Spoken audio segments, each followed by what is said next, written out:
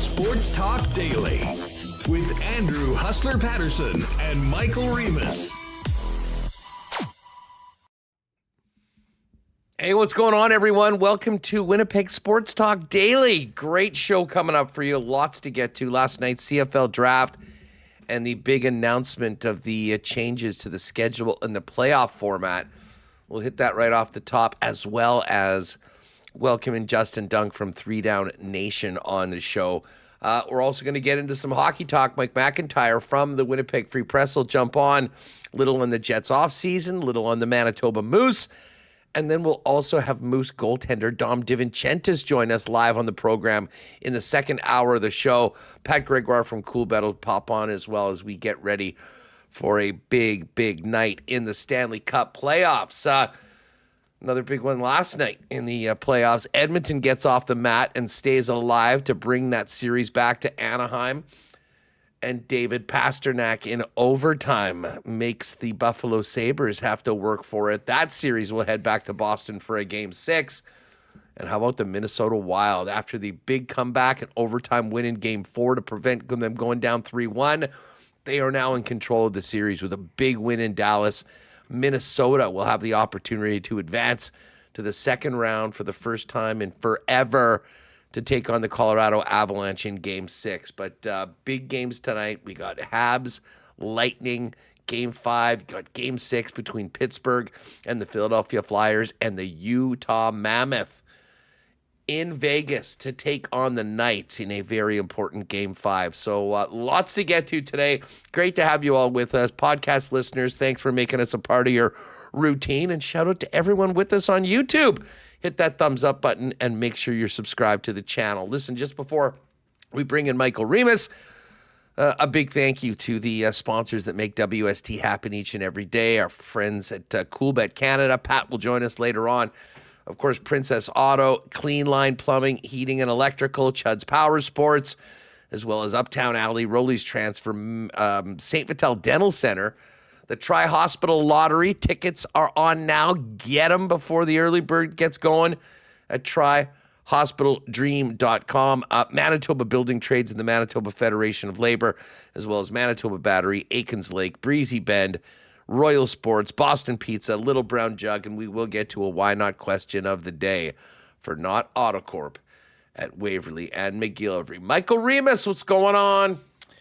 Well, I'm trying to wrap my head around these CFL playoff scenarios and if I like it or not. I've been thinking about it the last day since it was 24 hours ago. They came out with the announcement of the schedule changing and the playoff format. But I'm also sitting here just counting down to what should be another great night of playoff hockey as we look to see if the Penguins can force a Game 7.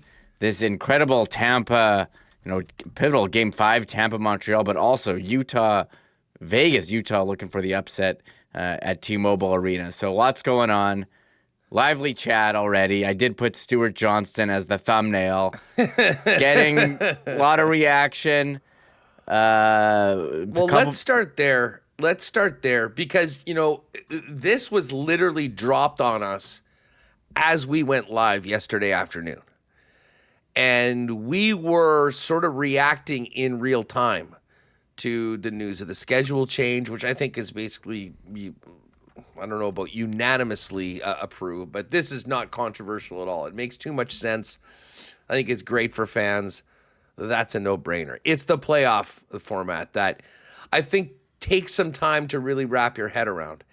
And I didn't want to just fire off from the hip with a bunch of hot takes without really giving it a chance, spending some time to go through all the scenarios, what it does to the playoffs, what it means to teams, what the path they have to go through to win the Grey Cup, as well as what it does to the regular season.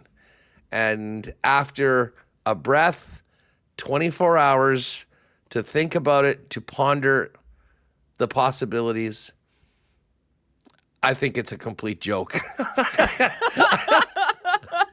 I cannot believe we're talking about having 8 of 9 teams make the playoffs.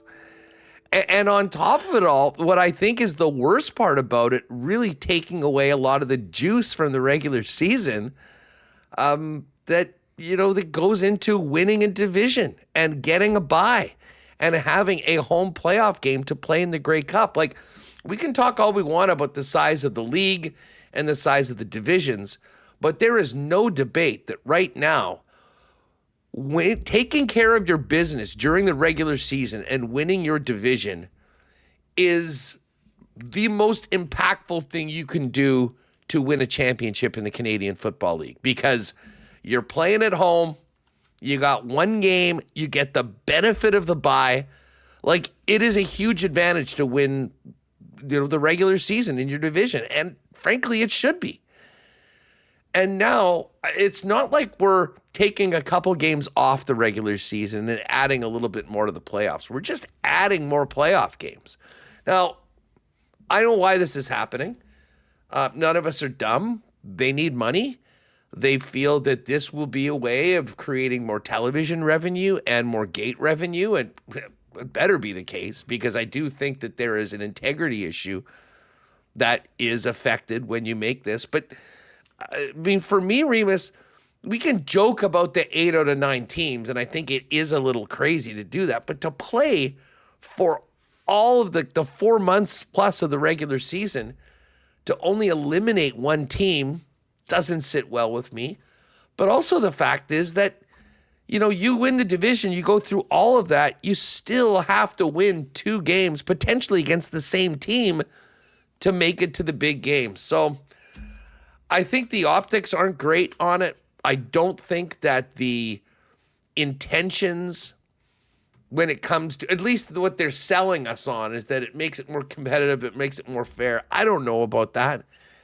And maybe most importantly, I think it really does take away from the regular season, which is, as it's currently constituted right now, is incredibly important, because that carrot of being the division champion through the regular season means so much. That is not going to be the case when we get to 2027, assuming this all goes through.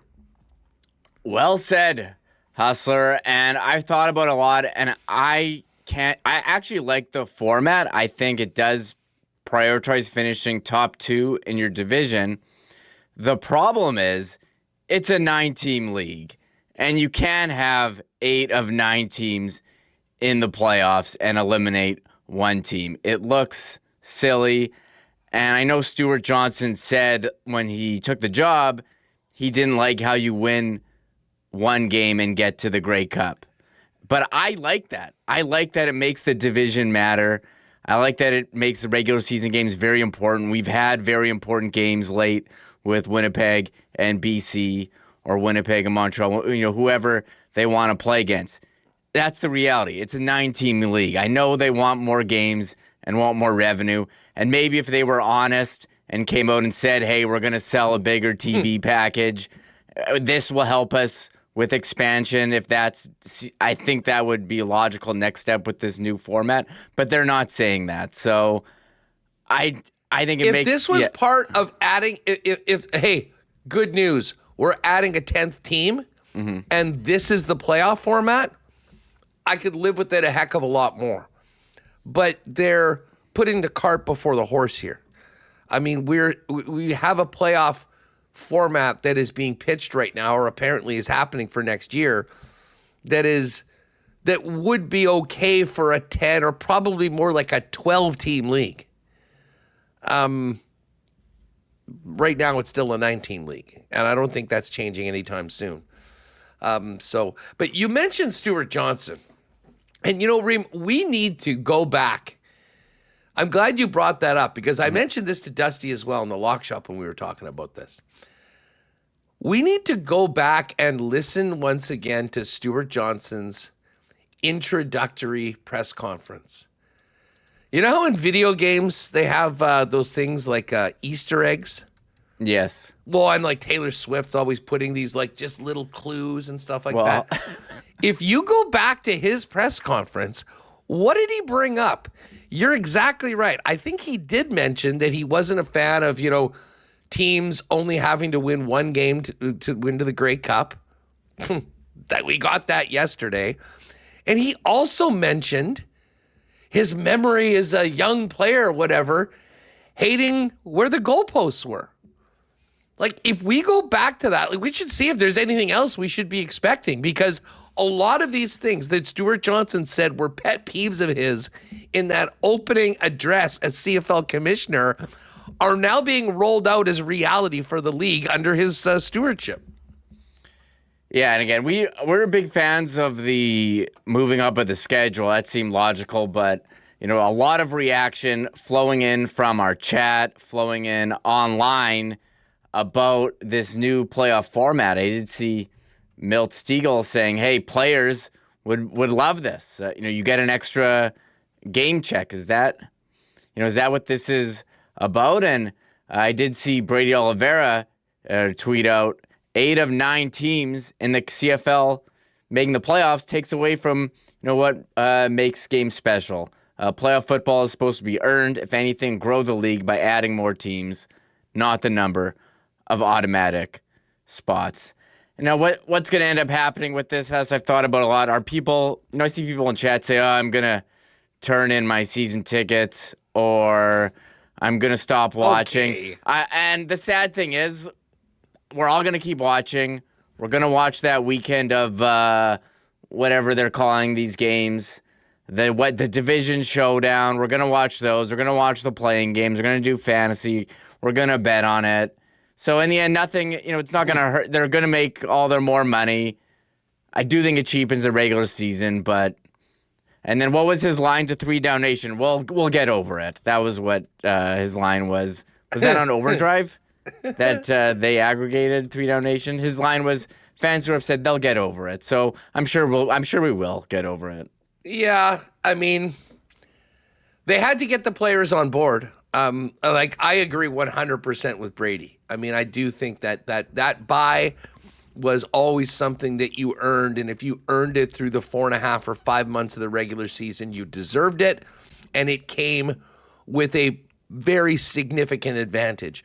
That's gone now because you have to play that extra game.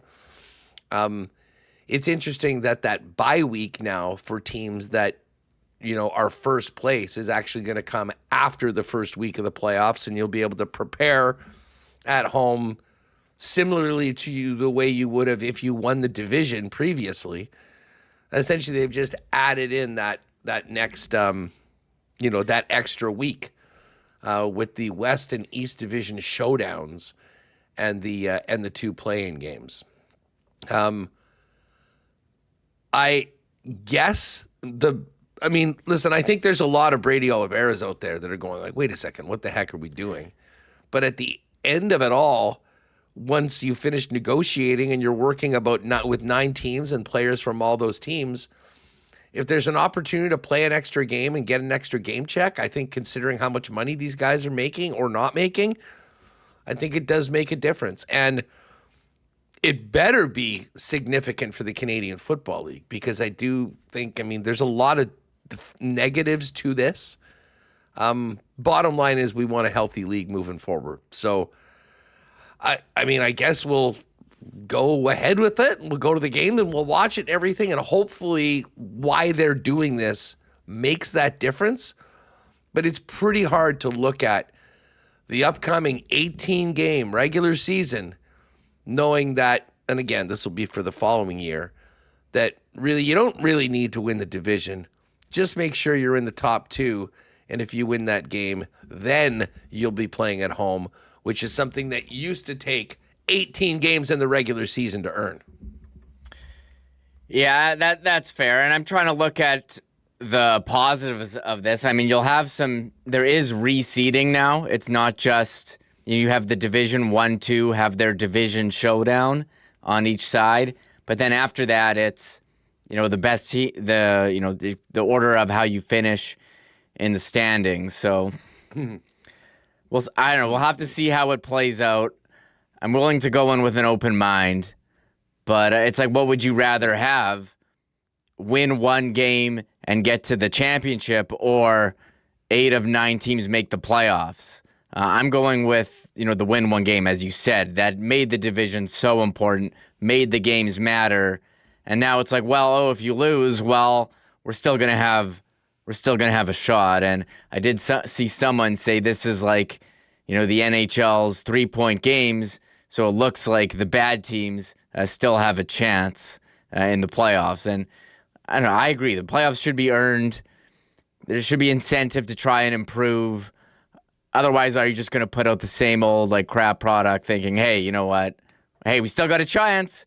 We can win any one game. It's the CFL. So I do think it's disappointing, but maybe others disagree. Yeah, I mean, would we think differently if the Bombers hadn't been as great as they've been for the last 7-8 years and the team had missed the playoffs a couple times? I mean, would that be like in Edmonton? Are they going like, hey, you know what, this is great. We've got more of a chance. I mean, listen, if you can't, as I said, I will be a lot more on board with this, Remis, if the 9th place team, the team that misses, the lone team to miss the playoffs in the CFL, has to, for instance, maybe they work the stage at the halftime show at the Grey Cup. Like if the Hamilton Tiger Cats miss the playoffs, they're the 9th place team. When Shania Twain or MGK are doing the halftime show, it's the Ticats in full uniform that are the riggers that are pushing the stage out, working security, some sort of public humiliation for finishing 9th place. It's big on the internet. Why not just add that into the Canadian Football League as well? You'd probably save a little bit of money on staffing for the games, although I guess the players would need to be played. But all jokes aside, I don't love this for what it does to the integrity of the regular season and the league. And I guess we'll see how it goes. And it is important to note, I am not one. I know there's some people that are very, very hardcore on the other changes that are coming in over this season and next. I'm actually not. As long as we've got, the 3 downs and the motion and all that, I'm not as hardcore against those changes. But, I mean, unless this is a massive, massive financial windfall for the Canadian Football League, I don't think the juice is worth the squeeze. Yeah, I think I'm with you with that. And it is interesting to see, reaction from commentators around the league, who we communicate with. Play-by-play voice of the Red Blacks, AJ Jakubek, says he's not a fan of 8 of 9 teams making the playoffs. It's ridiculous. They had a page playoff system in the CPL, and they got rid of it for a reason. He felt the 1 versus 2 games lacked juice. And, will they be as important? Like, if a team loses that 1 versus 2 game, is it that big of a deal to play the potentially 8th place team in the league after? Is there a football league in the world where if you lose a playoff game, you're still alive? Well, when you play double elimination, double knockout when I was playing Winnipeg minor hockey. I said football. Oh, football. Yeah. There's no best of 7s or best of 5s. I mean, it's one game. You earn buys if you're great. You earn home field. And if you lose, you're done. And you're right, that 1 versus 2 game, all you're basically playing for, you're playing for in that game what you used to play 18 games for. Yeah. Home field and a bye with the chance to get to the Grey Cup. So, anyways, that's the big story. Continue your thoughts. Why not question of the day for not Autocorp at Waverly and McGillivray. Where are you at on the playoff format? I'm not even going to ask about moving the season up because that makes too much sense. That's a no-brainer. But 24 hours later, have you come around to it? Do you see positives in it? Or, as where I'm at right now, the benefits don't outweigh some of the negatives that come along with it. The teams did go last night to the draft, Remo. And, first things first, got to congratulate one of Winnipeg's own that went off the board at number 1 overall. The offensive lineman Vaccaro from, I believe, a St. Paul's player, played at U of M, finished up his college in Purdue. he was number 11, I think, on the 3-down list. But maybe most importantly, Canadian, has played most of his life Canadian football and was ready to go right into the CFL. And he found himself the first. And how about that draft party? The Caboto Center, packed. I think about over 200 people, all my Italian friends getting together to support him.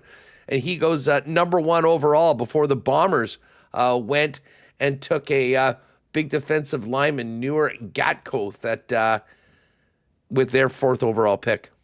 Yeah, Taylor Allen there as he put on the Red Blacks hat on. And the CFL draft, always very exciting. You know, we had issues last year with the draft, us following it on social media. The picks went seemingly not available, TSN coverage not the 100%. And it's funny, Stuart Johnson did say stuff like that can happen. And yesterday the picking, you know, being able to see the results, their system did go down. I'm sure Justin Dunk will have more to say about that coming up. So the Bombers, they picked 4th overall, us, and they took Newer Gatkoth, the defensive end from Wake Forest, a big athlete.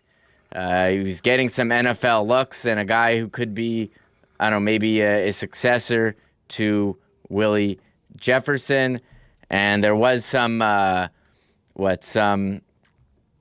controversy. Well, not controversy, but the Bombers did trade up for 10th overall to pick up the big tight end Dante Daniels from NC State, 6'5", 272. Massive individual. He's a blocker, but maybe a red zone option. And the Bombers did put out a video of the conversations trading up to get him. Yeah, we have, throw this up just for people that maybe missed it. This is kind of a neat behind the scenes a bit on making the trade to move from 13 to 10, trading a second rounder next year to presumably get their guy. One second, let me just grab this, get this video here. Oh yeah, here, right here. So this is Kyle Walters and the Bombers staff in the war room discussing making the trade for this selection. Dante Daniels. 6'6", 260, shit-kicking blocker. Mean motherfucker. Ottawa would do it. We go up to 10. We lose a 2 next year. So move up 3 to get our guy. Everybody in agreement? I like the trade, yeah. I fucking like it too. Let's go up and get the guy we love. Yeah. Are we doing it? Do it. Let's do it. For Daniels? Well, we can sort that out, but let's jump up and get pick 10. And it costs us, okay? You're going to send that, Matt? Yep. Hey, yep. Yep, we're good to go. Yep, bye. What's your thoughts, Jimmy, Danny? Daniels. Yep. All right. Well, I tell you what, fellas, before an hour ago, if we said in 1 hour we're going to have Newer and Dante, I think we'd all sign off and say that sounds like a good plan. All right, so there was a little BTS with the Blue Bombers last night. Kyle Walters making that move up to get their guy. We'll talk about the draft class and all the news coming out of the CFL with the big changes announced by the commissioner yesterday with Justin Dunk of 3 Down Nation coming up next on Winnipeg Sports Talk. Hey, Bob, you hearing the news? I can't listen to the news, Daryl. This is different. Oh, it's so negative. Not this time. Manitoba's got these new jobs agreements. And when the government builds things like new schools and hospitals, they'll hire Manitoba workers first. Really? Creating good jobs with union standards and more apprenticeships for Manitobans. And we'll get rid of those out-of-province license plates on job sites. Keeping our money working for Manitobans, eh? You betcha. Well, that's how it should work. I knew you'd like it. A message from Manitoba's Building Trades and Federation of Labor. Spring into good times at Uptown Alley and eat, drink, and play at the most fun spot in the city. You'll enjoy 5-pin bowling, 10-pin bowling, a state-of-the-art arcade, and good times playing laser tag as well. And in addition, Uptown Alley features incredible food and drink options at their bistro. Pop down to Uptown Alley with your group or make it a party. It's the best place in Winnipeg for birthday parties for kids, teens, or adults. and an amazing spot for corporate events where you just simply pick your activities, any of your add-ons, what you'd like to eat, and the Uptown Alley staff takes care of everything else. For more information, go to uptownalley.ca, book a lane at 488-0000, or pop down and see him at 1301 St. Matthews Avenue. Got a move coming up? Lean on our friends and longtime sponsors at Rolly's Transfer, the most trusted name in moving and storage in Manitoba. Now into their 7th decade with over 60 years of experience, family owned and operated. Head over to their website at rollies.com to find out all about their services serving Winnipeg and southern Manitoba. In the top right corner, you can click on Request an Estimate. Use the promo code WST for a special discount on moving services and moving supplies, and then simply let them know when you're moving, where you're moving to, and what needs to be moved. And the friendly staff at Rollies will turn it around quickly and get you a great quote to get you locked in for the white glove treatment that they've been famous for now for over 60 years in Winnipeg. For all your moving needs, make it Rolly's Transfer, the most trusted name in the game. Find out more and request an estimate today on your next move at rollies.com. Has it been a minute since you've been to the dentist? If it is, our pal Doc Harry and the wonderful staff at St. Vital Dental Center would love to see you. They've been taking care of generations of Winnipeggers and Manitobans in St. Vital for years, and have now moved into a beautiful new facility at 167 St. Anne's with state-of-the-art equipment and convenient free parking right behind the building. They'll handle customers and clients from 6 months to 99 plus with a full array of dental services, from cleanings and checkups to surgeries like dental implants. Dr. Terry and the gang can absolutely do it all. We'll do it with a smile on their face and make your smile look even better than it's ever been. Go to stvitaldental.ca online to make an appointment. Pop into St. Vital Dental, get that girl taken care of, and tell them the boys at Winnipeg Sports Talk sent you. All right, let's welcome in our pal Justin Dunk. Should mention to you that this segment is brought to you by our friends at GMC. Truck Month is now on at GMC. If you want something reliable, tough, and ready for whatever the schedule throws at you, that's the 2026 Sierra 1500 Pro Graphite Crew Cab in a nutshell. And it can be yours today, and you can get a $6,000 cash purchase credit with a factory 2-inch lift off-road suspension and a 5.3-liter V8. This is one ready for anything truck. Don't miss out. Get to your local GMC dealer and take advantage of Truck Month before it ends. Three Down Nation's Justin Dunk joins us now. Dunk, what's going on? How are you?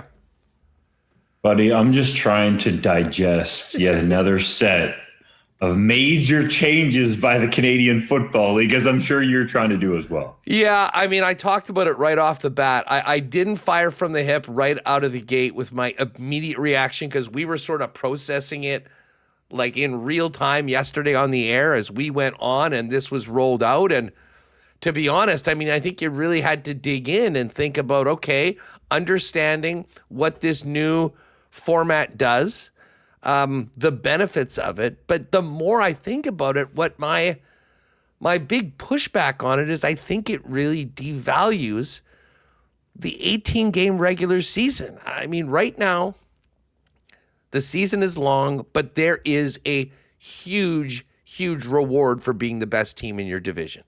You get the bye, and the road to the Grey Cup goes through your barn in the East or the West final. Now, all of that work being done merely gets you a home game against the next closest team in your division. And then if you win that, you get the bye and you get the home game to go to the Grey Cup. I mean, I understand what they're doing. They're trying to, and I absolutely want this league to succeed and I want the revenue to go up.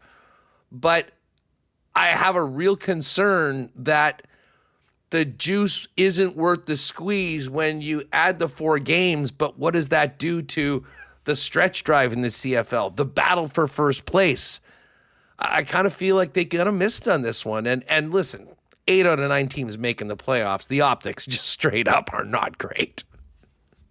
I'm open to seeing how this plays out, but a lot of what you said, I think I would agree with. When you look at, let's just drill down on, okay, 4 extra postseason games.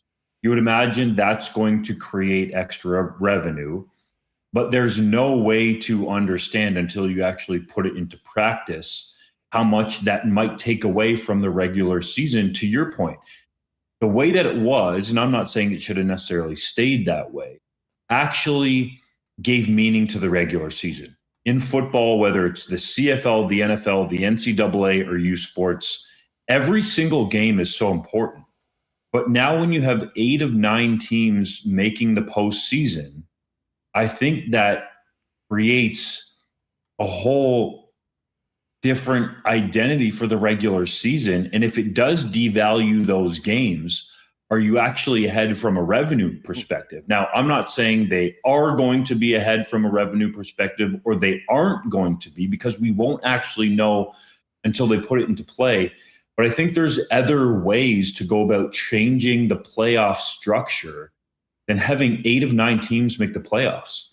Like, there were people in my social media feed on X with the Oprah gif. You get a playoff spot. You get a playoff spot. Oh, and you, and you, and you, and you.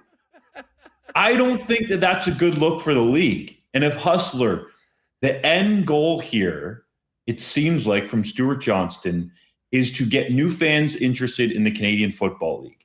How are you going to sell new fans on, yeah, we got this great playoff format, 8 teams make the playoffs, and then the new fan says, well, how many teams are in your league? Oh, there's 9 teams. You probably lost that fan right there, to be quite honest. So I understand that businesses, the CFL in particular, needs to change and evolve. But 8 out of 9, man, I just really struggle with it. And also, you got to play to your base a little bit. The base has talked about, I'm talking about the hardcore CFL fans in the past, potentially having one division, right? There are other ways that you could have gone about the playoffs with 6 teams making them. Or there were people that threw out some ideas to me for 7 teams making the playoffs. 7 would have been palatable. But I think you get to 8, man, and it's just a tough sell, from my opinion. Let's see if Stuart Johnston can go sell it, though. Yeah, I mean, listen, meeting in the middle, and, you know, having it being 7. I mean, we've kind of done this sometimes, you know, in fantasy football we're like, oh, we're going to have 6 teams make it. We're going to have 8. Well, you know what? Why don't you do 7, reward the team with the best regular season record, a bye, and then you'll get an extra playoff game. I mean, obviously, they wanted a full round, 4 more games. We're going to see scenarios, especially, you know, in divisions. And I realize that it's not etched in stone because there is reseeding, which I support. But you could have, like, I think it's the way the schedule works sometimes, where you're coming down, you got a home and home in your division at the end of the year. Like, there's the potential that, like, the Bombers could play the Riders for the 2nd and 3rd time of the year in the last month of the season, play them again in the 1-2 game, and then again 2 weeks later for the game that finally really means something to get to the Grey Cup. I mean, there could be a little bit of saturation of some of these matchups as well. I hope that the financial windfall from this is significant, because I do think it takes away some of the credibility of what they've been trying to build. And to be honest, the history of this league, and I know there's been a whole bunch of changes. There was U.S. expansion. You know, we've had some 2 weeks to the playoffs. The bottom line has always been, you play from week 1 to the final week of the regular season, and you're the best team in your division, the road to the Grey Cup goes through your barn.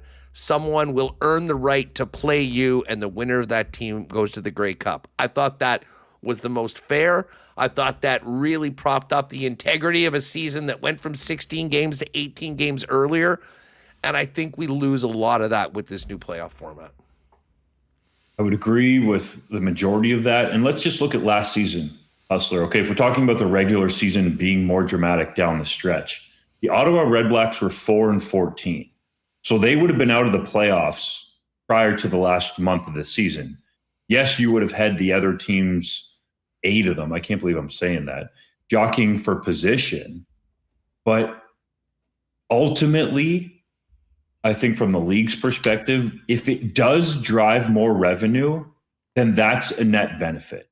So that is where I will hold my judgment to see, okay, you got these 4 extra playoff games. Stuart Johnston sort of teased it when he was on TSN on Tuesday prior to the Canadian draft and said they're talking to TSN and potentially others about the new media rights deal, the broadcast deal, whatever you want to call it.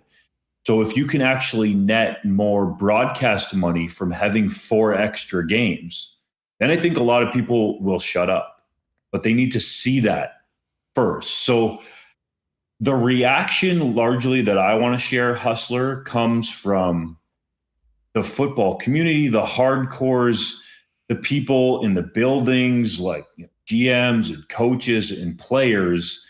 And they're asking, why did that have to be announced on Tuesday leading into the Canadian draft? Now, there is a school of thought, I believe, from the league office that thought, okay, this might actually increase the interest in the Canadian draft, which I think needs to be developed. I'm talking about the interest in the Canadian draft because it is substantial. You guys know it well. Brady Oliveira came from the Canadian draft way back when and has developed into one of the most recognizable faces in the Canadian Football League. So it actually does mean something as much as people don't pay attention to it. But why did you need to announce it on draft day? That's a question that I would like to have answered. And why do you need to announce this even now? It's not until 2027. And what if it doesn't actually net you more broadcast revenue? Then how is that going to look? So those are some of the questions that I have. Where are we at right now with the broadcast deal with TSN? Like, is it I have no idea. Is it a term that ends next year or at the end of this season? And all of a sudden after the 2026 season. Okay. So, I mean, they're putting things together to be able to go to their partners and say, okay, we've got more for you to buy from us. And this is obviously the increase in the price. From a team perspective, like I think about this here in Winnipeg, like as season ticket holders. So the Bombers do their package and it includes a playoff game, which is smart. We know how difficult it has been traditionally for teams that don't include playoffs with their season tickets. All of a sudden it's getting colder right now. You lose a few people at the end of the season anyways. Especially if your team maybe isn't a realistic Grey Cup contender, maybe you have a home game, it's more challenging to sell it. How does this change how teams do business just with their fans? Because there's the potential that if you're the top team, instead of having that final, you got to play the other game as well, and you got to win that to get it. Now, if you lose, you got a home game the next day. So basically, if you finish first, you're guaranteed 2 home playoff games. Do you have to build that cost into your season tickets moving forward? If you don't play that second game, is there a credit next season? It complicates things from an administrative level, as well as how your simple packages work with your fans. And I get a TV guy might not have spent a lot of time thinking about that, but I'm sure the people in the front offices have been. And like if I'm Wade Miller, for a team that has been as good as they have been and knows the value of winning the West and having that home game with the home field advantage, on the surface, I'm like, this is dumb. I'm not in. I would imagine that you move from a former player to a guy that's running an organization and realize, okay, well, I guess there's a second home playoff date. That's good for us. Maybe we are on side of it, but there's a lot of things that go into it that will change because of this, as well as the invoice probably that fans are getting before the season even starts. Yes, there's a lot on the business side, and that's why I want to pause and wait and see what happens. Do the regular season home games still have that must-attend feel, let's say, for example, in Winnipeg, right? Or is there a drop-off in revenue because these fans know that the regular season, it honestly doesn't have the same meaning that it does before. I don't care what anybody else says. And they're going to wait for the playoff games. And then also those fans, as you alluded to, let's say it is Winnipeg of the last, number of years, except for last year, that's at or near the top of the West Division. And you're a fan thinking, okay, am I going to go to the first round game, or am I going to wait until, I know they're going to play again, right? Because it's kind of double elimination in that respect. So that's where I want to see, how does this shake out from a team revenue perspective? Because we can understand it from the broadcast deal. More games should equal more money. But I would like to see how this plays out from a net revenue perspective, especially for the teams on the prairies, to be quite honest, Hustler, because there was some talk around the Saskatchewan Roughriders in 2024 when they hosted the West semifinal that, well, the barn wasn't sold out because there wasn't long enough to market the game. Well, last year, the Riders hosted the West final, and there were more people in the building. But to your point, if you don't know when exactly you're playing, it could be harder to market and get those people into the stadium. Yeah, filling buildings in November, and now with this, it'll be late October, has never been a slam dunk. And the timing of all of this, not knowing whether a team is going to be playing the next week, if you're the first place team, or the following week, I think does complicate things. And to your point, I think of these crowds in Winnipeg, and they've sold out every game. Is like the games have become an event to go to, and people want to be there. But as things get colder, it is, even here in Winnipeg, it's tougher to get people to make it out of their nice living rooms with their big screen TVs and get to the event. If you know that you're going to be at the stadium, whether it be next week or the following week, where's the level of urgency to make sure you're there for a game, a playoff game, where even if your team loses, they're still alive?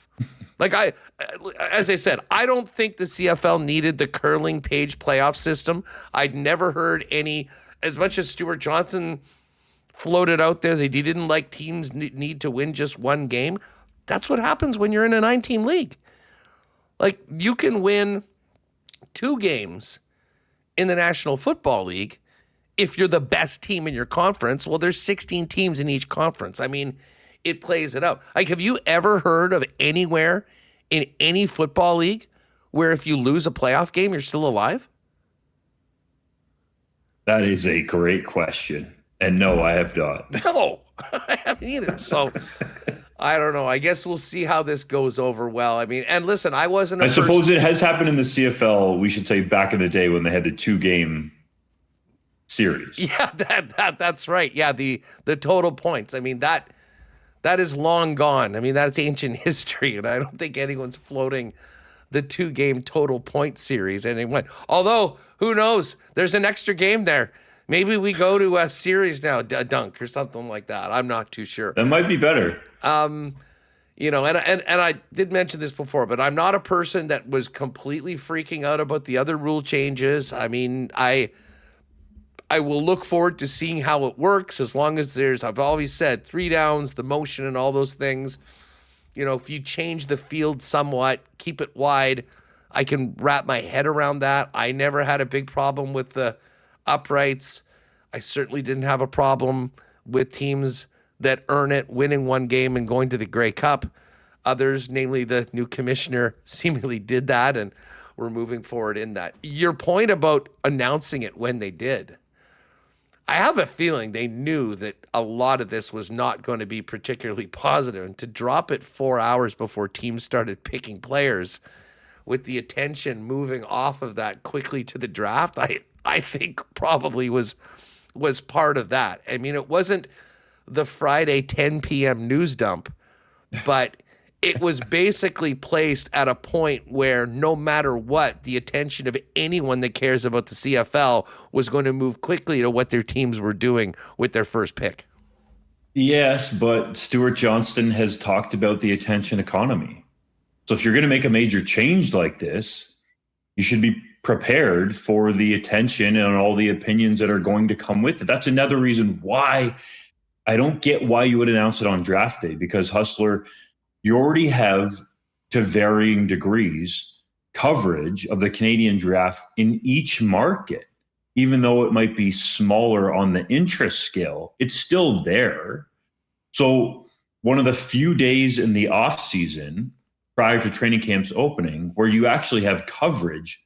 Why would you announce a major change to the league? That's what I don't understand. Any other day of the week, Stuart Johnston, who lives in the GTA, could make that trek up to TSN, could announce it on SportsCenter or however else that they wanted to do it. That's the part that I don't understand. And then to take it to another degree, you've taken the importance of draft day away from those kids who have worked so hard just to hear their name called. I can't understand that. It's to a great me, that's point. so disrespectful. How disrespectful is that to whoever it was? But let's say Giordano Vaccaro, because he's local out there, that you announce this. He's got a huge family party going on. And literally the majority of the conversation in CFL circles is about the playoff format, not about the Canadians. And I stress the Canadians in a Canadian football league that are potentially having their lives changed forever and realizing their dreams. Why? That part makes no sense to me. I think it's completely disrespectful. Yeah, no, listen, you make a great point. And I'll tell you, just based on what our show is and has been today, we talked for the first 22 minutes of our open about the rules, mentioned Vaccaro going number 1 overall, and then brought you in for what we were going to be talking about, the draft, and we've been talking about the rules the whole time. So, I mean, you make a great point. As far as the draft goes, and what a great scene. You had 250 packed in the Kubota Center, all the Italian community out supporting Vaccaro, who goes number 1 overall. You guys had him at 11 on your draft prospects list, but he's a very different prospect because of the time he spent in Canada and the expectation that he will be going straight to training camp. And it really seems like a large number of the other players that were probably first-round grades have eyes on the National Football League and might not be available anytime soon. That's the key. It's not a disrespect to Gio Vaccaro, who I think has a chance, and he's got to go out and prove it, to be a really good long-time starter in the Canadian Football League. But you look at a guy like Akeem Messidor, who was picked in the first round of the NFL draft. He was a number 1 rated player. That was easy, but then a bunch of other players are in the mix there, like a Logan Taylor, who was also drafted. A bunch of Canadians signed as undrafted free agents. Rene Conga got almost $300,000 USD in guaranteed money and salary to sign his contract with the Miami Dolphins. So when you start putting those factors in the mix, you're looking at an Ottawa team that was 4-14, and they're thinking, okay, we need a guy that can help us right now. We don't want to wait on a, quote, futures pick, as they call it. You know Gio Vaccaro was going to come. And honestly, you mentioned it. What a great scene. Man, like that should have been the focus. That, honestly, is one of the rare draft parties that looked big. That should have been so much more hyped up. I think TSN did a solid job, but it just looked awesome. And again, the air's out of the room because of these playoff changes. So, yeah, Vaccaro, I think, is definitely legit, but this class was really strong from an NCAA perspective. And, yeah, Vaccaro didn't really play that much at Purdue, although he did get reps against Indiana, and the Hoosiers went on to win the national championship game. He was on the same field as the number 1 pick in the NFL draft. I don't know if that's ever happened, where number 1 pick down south and the number 1 pick north of the border have been on the same field together in a given season. So it's a really cool story, and I think Vaccaro does have the chance to come into the CFL. And again, he's got to earn it, but and play early in his career. Hey, listen, just before I ask you about a couple of the guys that the Bombers picked, a great little super chat from our guy T-Will, MB Hockey, all caps, expert. What I want to know is, where are these ideas coming from? Are they just coming up with this themselves? Are they workshopping any of these ideas before putting them out there? And is there any supporting data? I think a lot of this is coming directly from the commissioner based on what he said the day he took over the job. But the last part of that is something that I know you and your team have been working on. The supporting data is sort of important to support big announcements like this. And that's something that we really haven't seen yet or heard of. Definitely. So for the structural changes, like there's no doubt about it. You can tell, Hustler, you're not dumb either. That was largely Stuart Johnston driven. And part of that was just due to the simple fact, and they admitted this, that GMs didn't know. Head coaches didn't know or were consulted on those structural changes in 2027.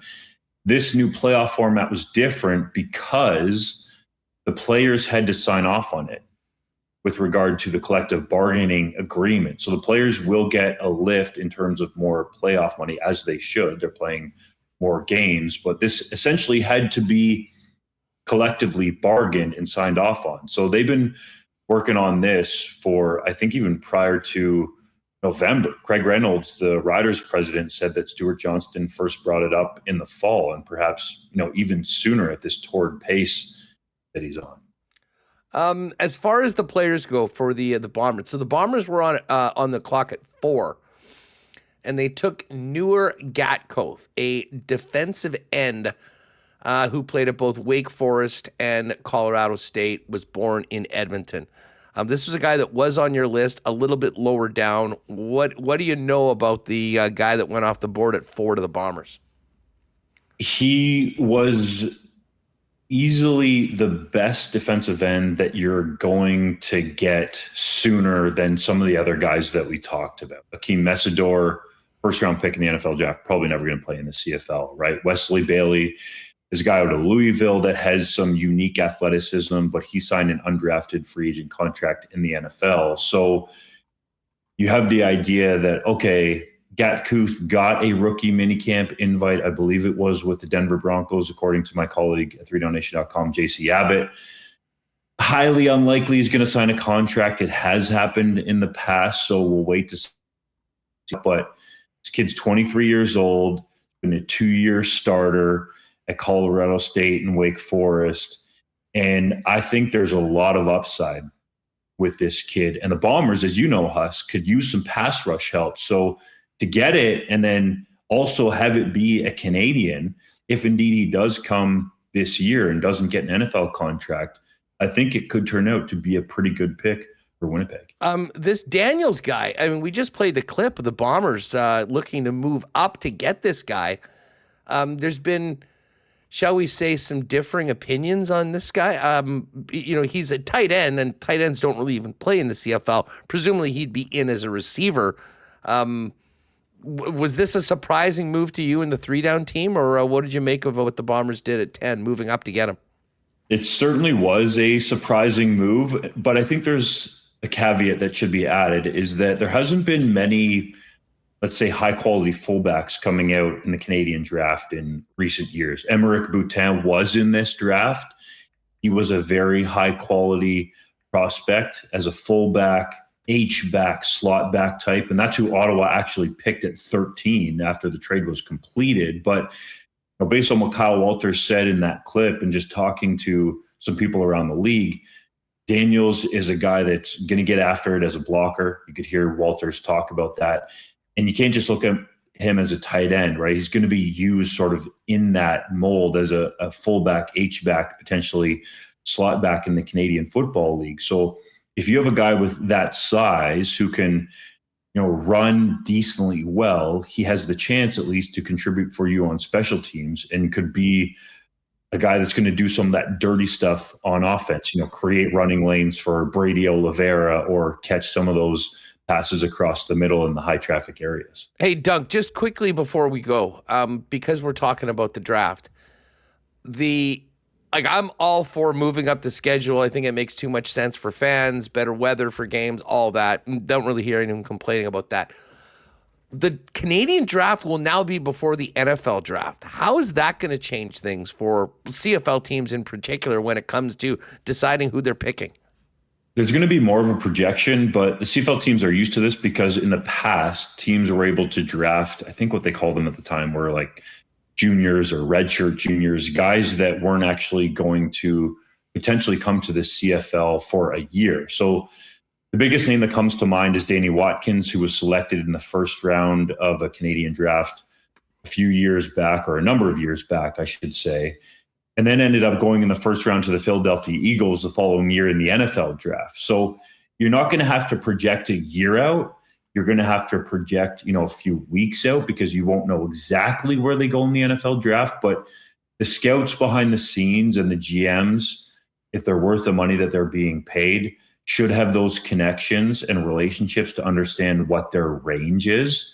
The tricky part is, though, you don't know exactly what's going to shake out, because any draft, I don't think you can really predict it unless it's like a consensus, first overall pick. So it's going to be a little bit more of a guessing game and a prediction, but I don't think it'll change it that much. And if it helps the league bring more revenue in and have more games in better weather, then I think it makes a lot of sense. Dunk, always great having you on the program. Really appreciate the chat. Let's do this again soon, folks. Everything on the rule changes, the draft, it is all up at 3downnation.com. Head on over there. Dunk, we'll talk to you soon, pal. Thanks again.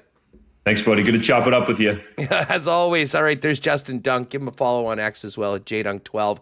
All right, Mike McIntyre is going to join us in just a minute. Don't forget, everyone, the Tri-Hospital Dream Lottery is on now, and it's time to go to tryhospitaldream.com, get your tickets, and count yourself in for the Dream Lottery, supporting Manitoba's 3 major hospitals, including Manitoba's only children's hospital.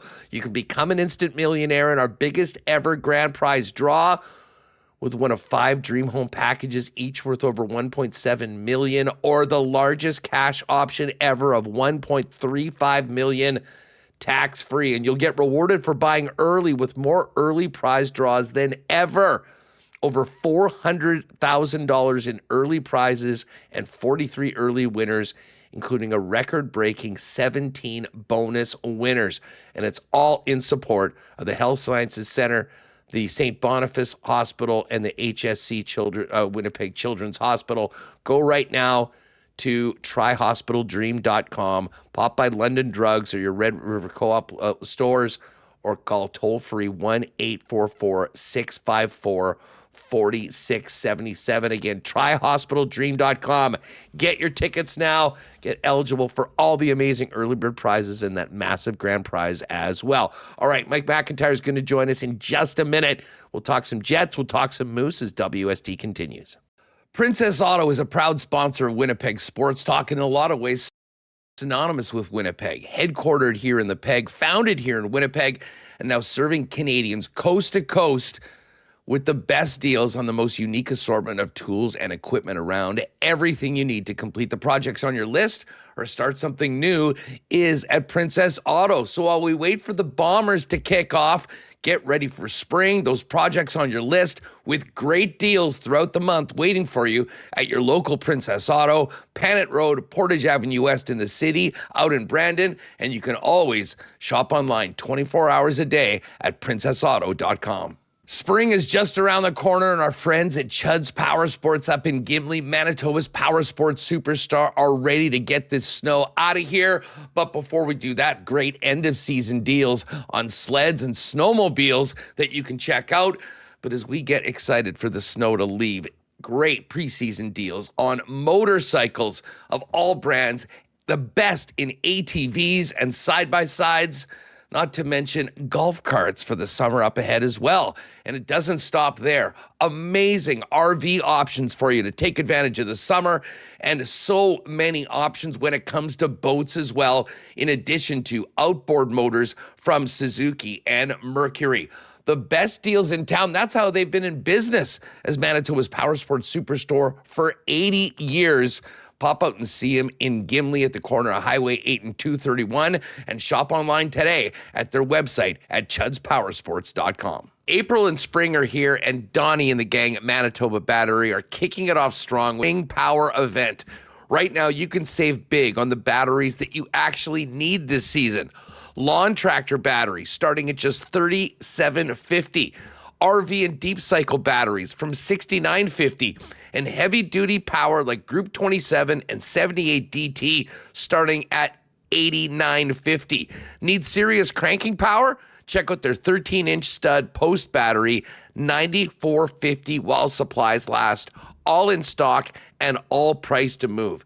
Visit Manitoba Battery on the north side on Logan Avenue, on the south side on Dovercourt Drive, and get powered up for spring at Manitoba Battery, powering what matters. Check them out online today at manitobabattery.com.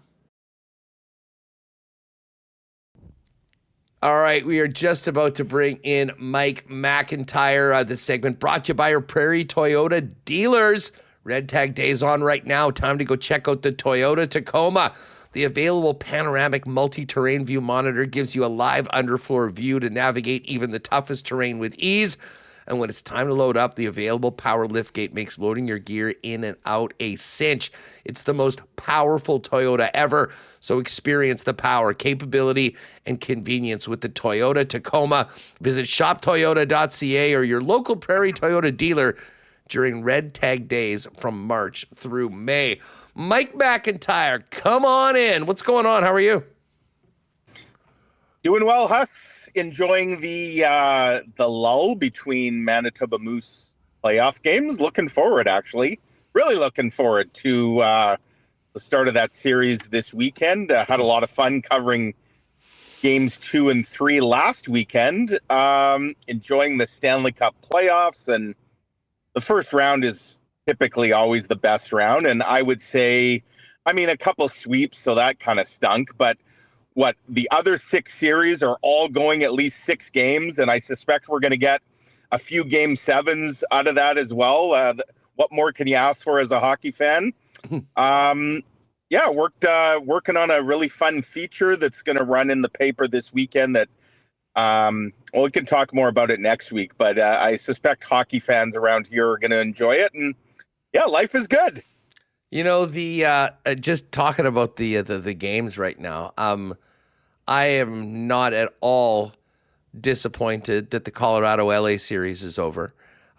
In fact, I really wanted it to end when it did, because I thought it would have been a shame if Anze Kopitar played his last game on the road. It was a playoff game. It was at home.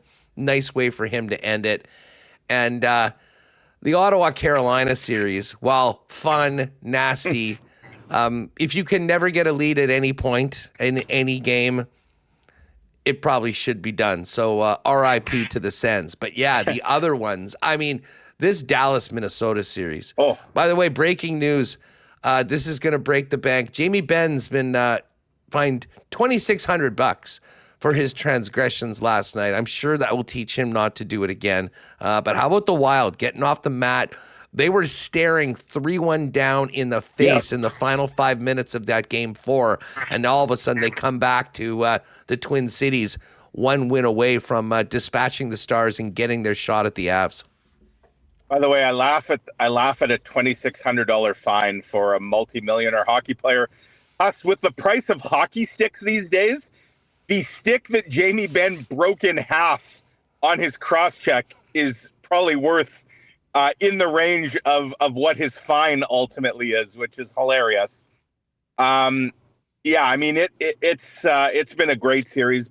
For the record, I actually picked Minnesota to win the series, although I was not crazy confident in it. It's a coin flip for sure. And I know it's heading back to the Twin Cities at this point. Nothing would surprise me. I could see this going 7. I could see Dallas coming up with a big Game 6 win. But yeah, it's been great hockey. You know who's loving the fact that series has been an all-out battle? Or the Colorado Avalanche. Oh, yeah. They're just sitting at home with their feet up. They'd, I'm sure, love this to go 7, maybe a few overtimes as well. By the way, Huss, we talk about Colorado, LA. Are there people out there, Jets fans, that think, like, if the Jets had claimed that final wildcard spot that ultimately went to LA, do we really think with this version of the Jets that the outcome would have been much different? Colorado was probably going to steamroll whoever they faced. And if you're the Jets now, would you rather be Winnipeg or LA? Sure, they got to play 4 extra games, 8 extra days. Their draft pick's going to be what? 17th, 18th, 19th, something like that? Oh, no, it'll be like 12 or 13 because of how bad the West was. Like, there's a bunch of teams. But don't the teams, the 16 that miss the playoffs, all get in the lottery, right? So they have to. But 16, 15, 14, and I think 13 are all from the East. Like, that just goes to show you just how it is lopsided they are. But put it this way. The Jets have to be feeling pretty good, as disappointing as the way they played in a couple of those games and a couple stinkers on home ice. there was nothing to be gained at that point other than getting some of the young guys in and letting them play, which is what they did. Yeah. And, they're right now in the 7-hole. A week from tomorrow, we'll find out how everything shakes out. And worst case scenario, they're picking at 9, but they will have a top 10 pick for the first time in a long time. And I mean, we know how crucial it will be to get a good player there that can be somewhat of a cornerstone as this team moves forward. One other thing on the Jamie Benn, the Jamie Benn fine. I would have assumed it would be $5,000. Maybe they just gave him $2,600 because it was against Ryan Hartman. And if there is anyone that I would give a discount on a fine to for a transgression on, it would be doing what he did to Ryan Hartman.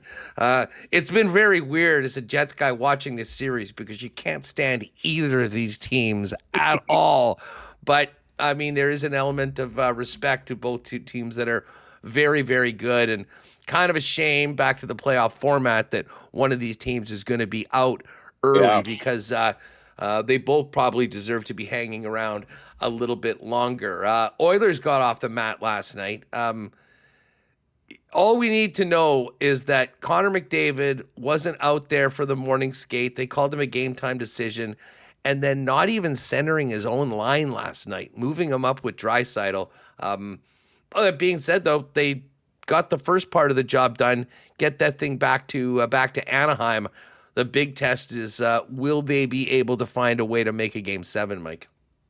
Yeah, and Lucas Dostal gets the early hook yesterday. So, he's a young goalie, Huss, pretty inexperienced when it comes to playoffs. And, I guess you wonder, how does he rebound? I assume he gets the net back for Game 6. He'd been really good in the series until that first period yesterday, where the Oilers were sort of a buzzsaw, obviously, with the kind of desperation, that you would expect a team that's been to 2 straight Stanley Cup finals to come out with. But yeah, tomorrow, Game 6, now it's incumbent on Anaheim to kind of up the desperation. Like, I don't know about you, Huss. I always think that when a series goes to a Game 6, all the pressure is on the home team to win Game 6 because, and especially like, let's Philadelphia tonight. I was just going to say the Philadelphia. I mean, even more so when you've dropped 2 straight and are at risk of doing something that would be historic. What, 4 teams, Huss, ever have come back from down 3-0? So it really ramps up the pressure. And I'm going back to Anaheim, Edmonton. Clearly, there's a big difference in experience between the Oilers and the Ducks. Oilers have that experience. They are, battle tested.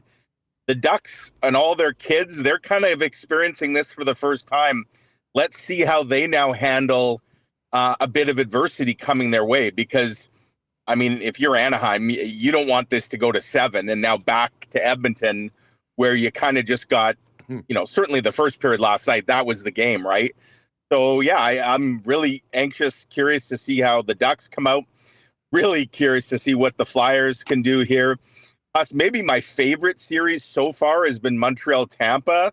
It's had a lot of nasty as well. And not unlike Edmonton-Anaheim, you've got sort of a veteran team that knows how to win against a young, fast team that's learning how to win. So, that's a big Game 5 tonight, obviously, with a 2-2 series. So, yeah, there's been some great series in these playoffs. And obviously, for folks in Winnipeg, you'd love to be watching the Jets. You'd love to be covering the Jets. But I must say, Huss, as somebody now with no skin in the game, not worrying about, I used to sweat bullets about potential overtimes and what that meant to deadline and all the stress. I love what have we had, 9 overtimes now? Keep going. I love them. And I feel a little bit for my media colleagues, but hey, I have no skin in the game. So boo-hoo. I mean, It's the digital world now. We'll get you guys will get the stories as soon as it's done. It'll be up there. And we will be reading them. You mentioned the Moose.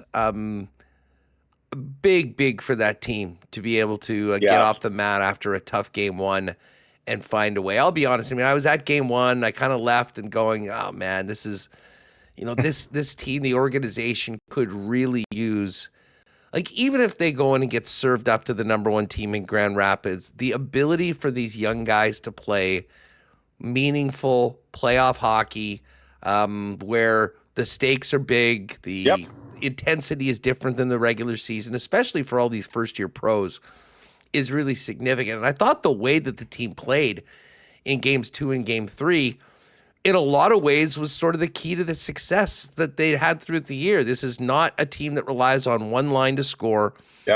They don't score a lot, but man, can they play defense. And, you wonder if the Jets this season had been able to stick to their defensive prototype the way the Moose have this year, whether they maybe would have scored less goals but had more wins. But yeah, I mean, you were there for all the games, but 2 and 3. Yeah. Who stood out to you from the team overall? We don't have to focus in on some of the younger draft picks, but I think there was some big time contributions from a few guys. The guy that I was raving about coming out of game 3, who was a monster, was David Gustafsson, who was totally forgotten this year by the Jets. And it got me thinking a lot about, some of the guys that maybe didn't get a chance to come up this year. But I thought Gus was great. And we're going to talk to Dom DiVincentiis a little later on. What a performance by that young man coming in after his tag team partner, Thomas Milic, lost game 1, giving up only a goal in both 2 and 3. Yeah, so I mean, just for the broader point to start, the importance of these games, especially for young prospects, for these guys to face elimination not once, but twice, and to come out on the right side of it, that's important. That's now part of their DNA. That's something that they will be able to fall back upon when the going gets tough, whether it's later in these playoffs, whether it's personally as their careers sort of go, they can reach back and remember what that felt like, and how they reacted, how they performed. And yeah, a few guys really stood out. I mean, you mentioned 2 of them in Dom. A gutsy call by Mark Morrison to switch the goalie up after game 1. Not that Thomas Milic was responsible for that game 1 loss, but and Dom DiVincentiis, to his credit, he came in. There's some Connor Hellebuck, and to be clear, I'm not saying he's going to have the career of Connor Hellebuck, but there's some Connor Hellebuck-esque similarities to DiVincentiis to me. First of all, he's big, and he kind of plays a similar big and boring style. Whereas Thomas Milic is a bit smaller, there's a lot more movement to his game. And you could see the confidence with DiVincentiis, and you could hear it after us. I'll say that there's even some Hellebuck-esque similarities when you hear and you're going to have him on, so you may hear some of it, your listeners and viewers. There's a confidence to his game. And, good reason. He came up big when the team really needed it. 2 excellent performances from him. Another guy, Huss, that really stood out to me, especially in game 2, I thought he was the best player on the ice, is Braden Yager. And, he set up the game winner. It was his shot that Gustafsson tipped in that final minute. But Yager, he was flying in game 2. He drew 2 penalties earlier in the game that the Moose weren't able to capitalize on. And so he was using his speed really effectively and, really noticeable. Another guy I must say, and these were my first 2 viewings of him, is Lucas Wallin. Big time. We talked about it when they signed him, Huss, a few weeks back, about, the potential for sort of found money. And, low risk, potential high reward of signing a kid out of college who had really good college numbers, but went undrafted. Obviously, oozes character. He was the captain.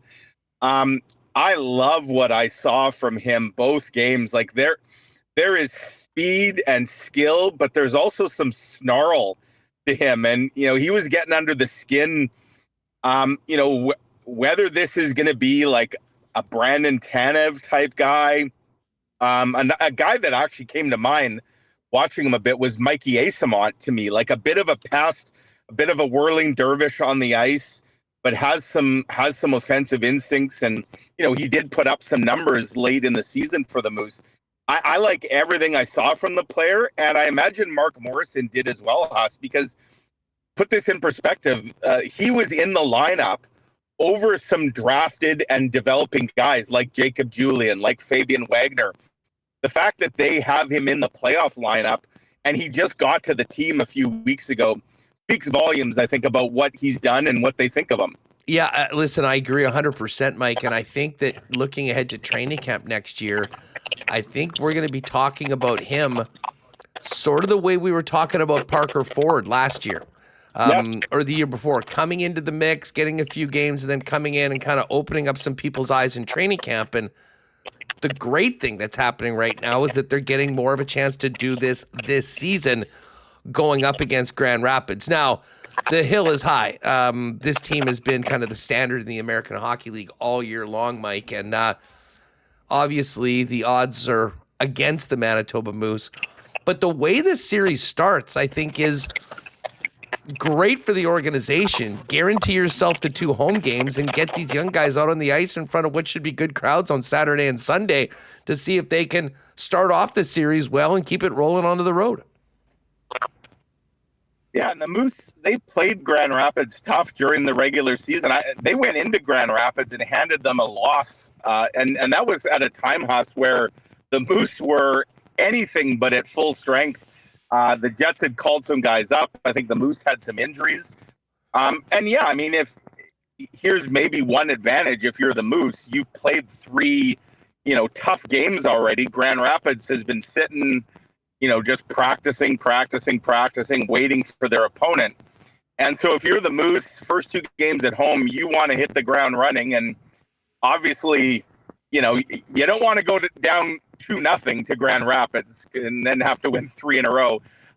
You got to at least win one of those 2, and you really you'd love to win both of them and put yourself in great position. I mean, this is the healthiest, deepest this Moose roster has been all year. With, the only guy really that they're missing right now is Chibrikov. And obviously he'd be a nice add, but he got hurt late in the season for the Jets. The other question mark, Hassan, we'll find out a bit more. The Moose are off today. Is Elias Salomonsson, who got hurt late in Game 3 the other day.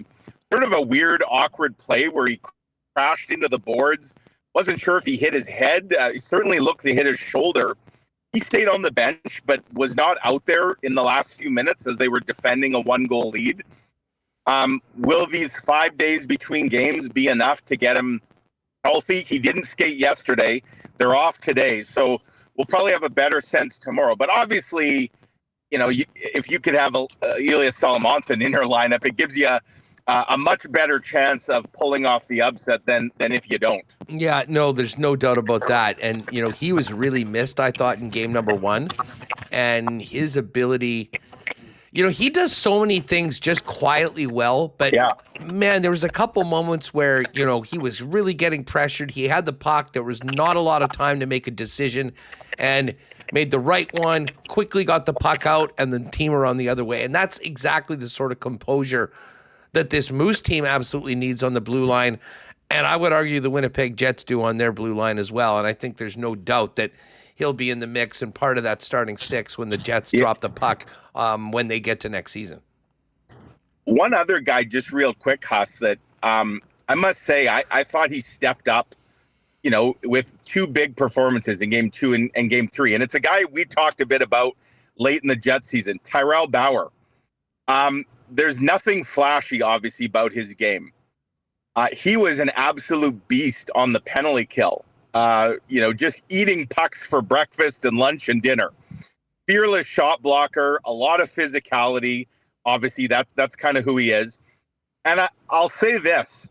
I think one question about Tyrell Bauer has been, does he have the foot speed to play in the NHL? Of course, he's not the fastest guy out there. But, I think his ability to read the play, to not get himself out of position. He's got a really good stick and obviously uses his body well. I liked everything I saw about his game. I'm not here to declare that he's going to be an NHL regular next year.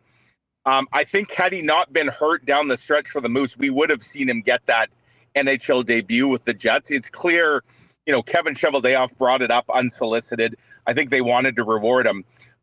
It would not surprise me in the least to see him get some NHL action next season. And, I thought he stepped up when his team needed it. And again, did a lot of the unsung things that don't necessarily show on the scoreboard, but are a big part of winning hockey. Well, and we haven't even mentioned just how damn tough the guy is. And if you look at what's left of this Jets roster after Luke Schenn and Logan Stanley have been traded, outside Adam Lowry, there's not a lot of guys that I think you'd be tapping on the shoulder to go out there. So I'm with you. I mean, I want to see him get an opportunity. I want to see him get a chance. There are plenty of guys that get pigeonholed in, well, he's a good AHL player, that don't get a chance, that all of a sudden go elsewhere and flourish. Right. How about what VL's doing right now for the Anaheim Ducks? Yeah. Now, I mean, this is a guy that was on the Moose. He threw down against guys much bigger than him while he was there. Didn't really get a look in Winnipeg. He now has one of the most decorated coaches of all time throwing him out. Mike, look at when he is playing. Final 3 minutes, up a goal, VL is out there. Down a goal. Against McDavid. Listen, he's getting a ton of run right now. And listen, we've talked before about, guys and what certain teams perceive and going to other places and get an opportunity. I just hope that Bauer gets his opportunity here at some point and we see whether he might be able to play a regular role in the NHL at some point. And if he can't do it, whatever. But the bottom line is, and Cheveldayoff would be the first, I'm sure, to agree, he has absolutely earned that opportunity with everything that he's done since the first day he came to the organization and put on a Manitoba Moose jersey. Agree 100%. And for those wondering, yes, Kevin Cheveldayoff, Scott Arniel, really the whole coaching staff, they've been at all the Moose games. They've been up in the press box with us media. So they're watching, of course, all of this. They don't have anything else to do. Their team's not in the playoffs. I got to think, we talked about the value of the experience for the players, Huss. This is also extremely valuable right now for the decision makers of this team, to get a real sense under, real intense circumstances where these guys are, what they can do under pressure, and potentially how they fit into the plans for next season, and how that alters, I guess, some of the key decisions that the Jets are going to have to make, certainly between now and July 1st and on July 1st, and in terms of making sure that they don't repeat hockey history from this past season and have the kind of year that they did. That can't happen again. So yeah, this is providing valuable intel to the key decision makers. And I was just thinking this, Huss, when's the last time a team has started off a playoff run with 5 straight home games, which is what the Moose are doing? It's a very unusual scenario because of the play-in series and the fact that they got all 3 and it went to the max. They might be the first team, or one of the first teams ever, to get 5 straight home playoff games to start a run. No, that is a great point. And by the way, I know T-Will or Issue Boy Bruce was giving me a hard time in the chat, justifiably so. I don't know why I keep on thinking that May 5th is Thursday. It's next Tuesday. So if you're doing a little Cinco de Mayo draft lottery party, get your margaritas ready for Tuesday. That is the day we'll find out when the Jets, where the Jets are picking in the draft coming up at the end of June in Buffalo. Mike, looking forward to Saturday's paper. Folks, make sure to take a look. Mike's got a very interesting feature coming up that I think you're going to love. Great stuff. Oh, and by the way, just on the way out, we had the coach and the captain from the Nippon Nighthawks on. I know you were following that. they got a good chance of doing some damage at the Centennial Cup starting next week. So just a quick heads up, I'll be covering that. Not in. I'd love to go to Summerside PEI. Yeah. Will not be there in person, but I'll be keeping tabs on. And actually, there's 2 Manitoba teams. The Flin Flon Bombers are going as well, so I'll be keeping tabs on them. But Huss, when I joined you last Thursday, I was on my way to Virden, and what a fun night that was. The barn was rocking. Folks, if you haven't been out to the arena in Virden, it's a beautiful facility. It was packed, like 1,300, standing room only. A lot of fans. There was multiple buses from Niverville, fan buses that had come out. So there was great representation, and what a great hockey game. And my goodness, Huss, that was my first viewing of the Niverville Nighthawks. They are a force. They're a lot of fun. Love the way they played, and obviously they swept that series. It was fun. I got to go on the ice, interview some players and coaches, part of the celebration after. That was a memorable evening in Virden. And yeah, they can absolutely go on and do some damage at the Centennial Cup. I would not be betting against them. So yeah, great stuff from them, and another Manitoba team for folks to root for. Yeah, if you missed that chat with Dwight Hurst and Anna Vigfuson, that is on yesterday's edition of Winnipeg Sports Talk. All right, Mike, take it easy.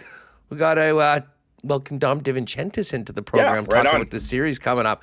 All right, good stuff. There's Mike McIntyre of the Winnipeg Free Press. Yes, we will welcome in the winning netminder in games 2 and 3 of the play-in series as the Moose get ready for the Grand Rapids Griffins. Dom DiVincentiis coming up next on WST. WST would like to thank our friends at Cleanline Plumbing, Heating, and Electrical for their support of Winnipeg Sports Talk throughout the Jet season. When we're doing the Winnipeg Jet lines, we do it with the gang at Cleanline, who are the leaders in Winnipeg residential and commercial plumbing, heating, and electrical services. Your one-stop shop with over 40 years of experience. And like the captain, Adam Lowry, has the back of his teammates, Cleanline has yours with 24/7 emergency services. So when you're in a jam at any time of the day, Cleanline has you covered. 204-500-2001 is the number. Write that one down, 204-500-2001 for 24/7 emergency services from the official plumbing service of the Winnipeg Jets. You can find out more online at cleanline.ca. Spring is here, and it's time to get down to Winnipeg Sports Superstore Royal Sports at 750 Pembina Highway to get ready for it. The bike shop is open with incredible selection of bikes, including e-bikes that you'll want to check out. Of course, baseball season is here, all the equipment ready to go for the season, and tons of Toronto Blue Jays merchandise. All the soccer players are getting loaded up with the best selection of boots and unis around, not to mention tons of World Cup merch of Canada and the rest of the world just in time for kickoff. And for all you NFL fans, the draft is coming up in just a couple weeks. The NFL draft hats are all up on the wall, and for the first time in a while, they're actually really nice.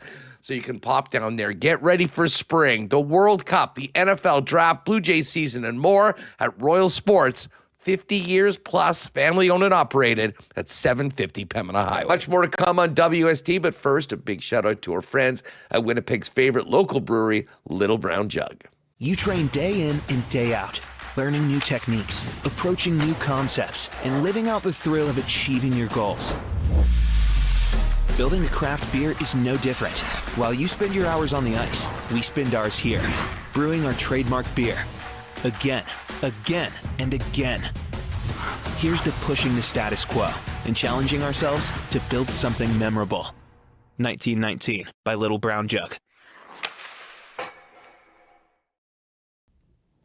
All right, Moose back in action this weekend, Saturday and Sunday, 2 p.m., games 1 and 2 of the next round of the Calder Cup playoffs against the Grand Rapids Griffins, and one of the heroes of the weekend for the Moose, goaltender Dom DiVincentiis, joins us now on Winnipeg Sports Talk. Dom, congratulations on 2 great games for you and your team. How are you feeling with a few days off before getting back at it on the weekend? Yeah, thanks for having me. It's a lot of fun. We're really looking forward to this next series here against Grand Rapids, and we had a we had a very fun series against Milwaukee, and the fans were awesome. It was great to be at home. Playing 3 at home is huge. So, huge advantage for us. And, we continue to look forward to our next series here, playing our first 2 at home and continue what we built on. The team didn't get off to a great start in game number 1. We're not able to come back. It was your tag team partner, if you will, Thomas Milic, that was in net. Tell us about getting the nod from Mark Morrison to go into game 2. Was that something that you were expecting? And what was it like the day of knowing that you were going to get in and get into some playoff action with your team in a pretty precarious situation after losing the first of a best of 3? Yeah, I mean, obviously you're always going to be ready for when you get your name called, and that's all I could do is just practice hard every day, make sure that I'm prepared, that if my name does get called, that I can go out there and give the team the best opportunity to win. And it was obviously super exciting to get the nod to play the game 2 there, and especially in a high pressure game. That's when you want to shine the most and go out there and prove that you can help the team out and the best you can. And especially being my first professional or AHL playoff game, I should say.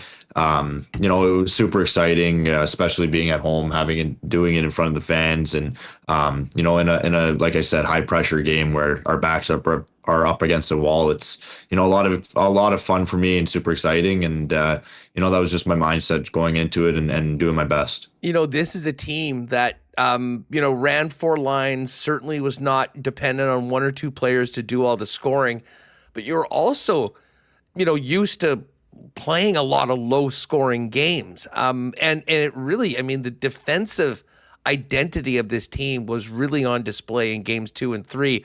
What did you see from your team in front of you during those 2 games? From that perspective, their commitment to playing playoff hockey, really. Yeah, I said it on one of my interviews after the game that, that was warrior material that we really put out there. Our defensemen were just so committed to blocking shots and power play, our penalty kill. And, just 5-on-5 boxing out, being heavy in front of the net, being hard on bodies behind the net in plays and battles. And we did a tremendous job all 3 games. And it really showed in the last 2, what playoff hockey our team is built for. So it was pretty special to watch, pretty cool to watch. And we got to just continue that here. You mentioned those battles in front of the net. Particularly in game 3, you guys were in control of the game, had a pretty big margin of shots. And it seemed like at that point, Milwaukee knew that it didn't have to be pretty, but they were going to need to get pucks on net. And they were shooting from the dressing room, basically. Everywhere they were trying to put them on weird angles and getting chaos in front of the net. We were just talking about Tyrell Bauer. As a goaltender, how great is it to have a guy like that will not only put his body in the way of anything coming at you, but I'm not sure I've seen a guy at that level that can clear the front of the net on the PK or at 5-on-5 like number 2. Yeah, he's a goalie's best friend. That's, what we love. And I would say, all 7 of our defensemen are amazing defensemen, and they all do, tremendous jobs at all points of the ice. But, Bowsy, he's tough. He's strong. He doesn't like to lose. So, that kind of suits me pretty well. We're both very competitive, and, we want the best for our team, and we'll do anything to, put our hearts on the line for the team. And he really proved that in the last 2 games there that he wasn't ready to go home yet, and he was blocking shots, battling in front of the net. And, as a goalie, you really praise somebody that does that for you and really helps out, makes my job a lot easier. So, having Bowsy, Sotsy, our other defensemen there, they're all amazing, and they all do special things at different points of the ice. So as a goalie, we just love that. Well, it really was a team effort. It seemed like everyone had a piece of those wins. Everyone was playing, everyone was contributing in particular ways. And I mean, that's really what, especially a team that's built like the Moose needs to do to have success. The Milwaukee Admirals scored a goal, and it was about 3 minutes left, and they were really making that push. I was really impressed with the way your team handled those final 3 minutes. How did you see that final three as you guys needed to get the puck out, just take care of business? It seemed like everyone stepped up. Starting in the dot, I can't say enough about what David Gustafson was doing in the faceoff circle. Probably ate up about a minute of that final three alone, just winning draws and allowing clean exits. Yeah, we did a fantastic job. I mean, we've really been in close games all season long. We've been in 2-goal games, 1-goal games, and I feel like we really knew how to manage those last few minutes when we were, in situations like that. And, we knew going into playoffs that it was going to be like that. It was going to be a battle to the very end. And, we knew how to compete to the very end. And like you said, being, we were a very top team in the faceoff dot this whole series. Our guys in the dots did a fantastic job. Like we just talked about before, boxing out, playing hard in front of the net in those final minutes is key. And we did a fantastic job doing that. And like I said, we kind of knew what we were getting ourselves into, and we've done it all season long. And it was pretty fun to watch. Really interesting to see Brad Lambert, but especially Braden Yeager get their first chance at a little bit of NHL time and then come back in. Tell us about the boost that a team gets in getting some young players. You and Thomas both had a chance to be up with the Jets coming back, especially at this time of year. It seemed like Yeager is playing with a confidence that maybe he didn't have in the first half of the season. Some big help coming in right at the end. And man, were those guys, particularly Braden, looking good. Yeah, getting your call up to the NHL, it's that's a kid's dream. So when you get that call, you just get that boost of confidence, that boost of excitement, and when you go up there, you learn, and the whole point of going up there at a young age is to learn and pick the guys' brains up there to see how you could come back down here and better yourself and better the team. And, you could see that, like you said, Yeager and Lambert, they both came back with that boost of confidence, that boost of excitement. And they're both doing an amazing job in the playoffs here for us. And you could tell that they really learned, and, they got much, got much more connected to the systems and learned from those guys up there, and they came down and they're bringing it to us, and they're both doing a tremendous job. Hey, speaking of new guys, I mean, I think it speaks to how impressed the team's been with Lucas Wallin since he's joined, the fact that he's in the lineup right now, because there's a lot of competition to get in. Tell us about him and what you've noticed just from a teammate, and what you've seen from watching him through his first, I guess, 8 games as a pro. Yeah, he's a great guy to have in the dressing room. He's he's pretty vocal, he's very positive, very energetic, and you love to have that in playoffs, especially when we're in tight games and tough series. You want that guy to bring that boost of energy and excitement to the dressing room, and I think Lucas does an amazing job at doing that. And on the ice, he's fast, he's effective, he's strong, makes some amazing plays, and we just love to see him come in with that boost of confidence that he has, and be able to step in the lineup and do what he's been doing. It's been pretty fun to watch, and we continue to love to see it from him. So, Dom, tell us about the week. You got the job done on Sunday. The series doesn't start until Saturday, 2 p.m. Again, we'll throw that link up for tickets as well. We've got some to give away for folks on Winnipeg Sports Talk. Tell us about the vibes around the room and where the team's at right now midweek as you get ready to take on the Grand Rapids Griffins, who have had such a great season. Yeah, we're super excited. We got full confidence in this dressing room, and the playoffs are not done yet. We've done one job, but we got another one starting here, and it started yesterday. It started right at practice, getting prepared here and making sure we're ready for Grand Rapids. As we know, they're going to be a good team and a fun team to play against. But like you said, let's have a good fan base on this weekend here with their next 2 home games, and should be a lot of fun and exciting, and we're all looking forward to it. Really great crowds on the weekend, and I expect more of that. And that's a big part. Like, the atmosphere was great. I'm sure you could feel that, whether you're on the bench as the backup or whether you're in the net.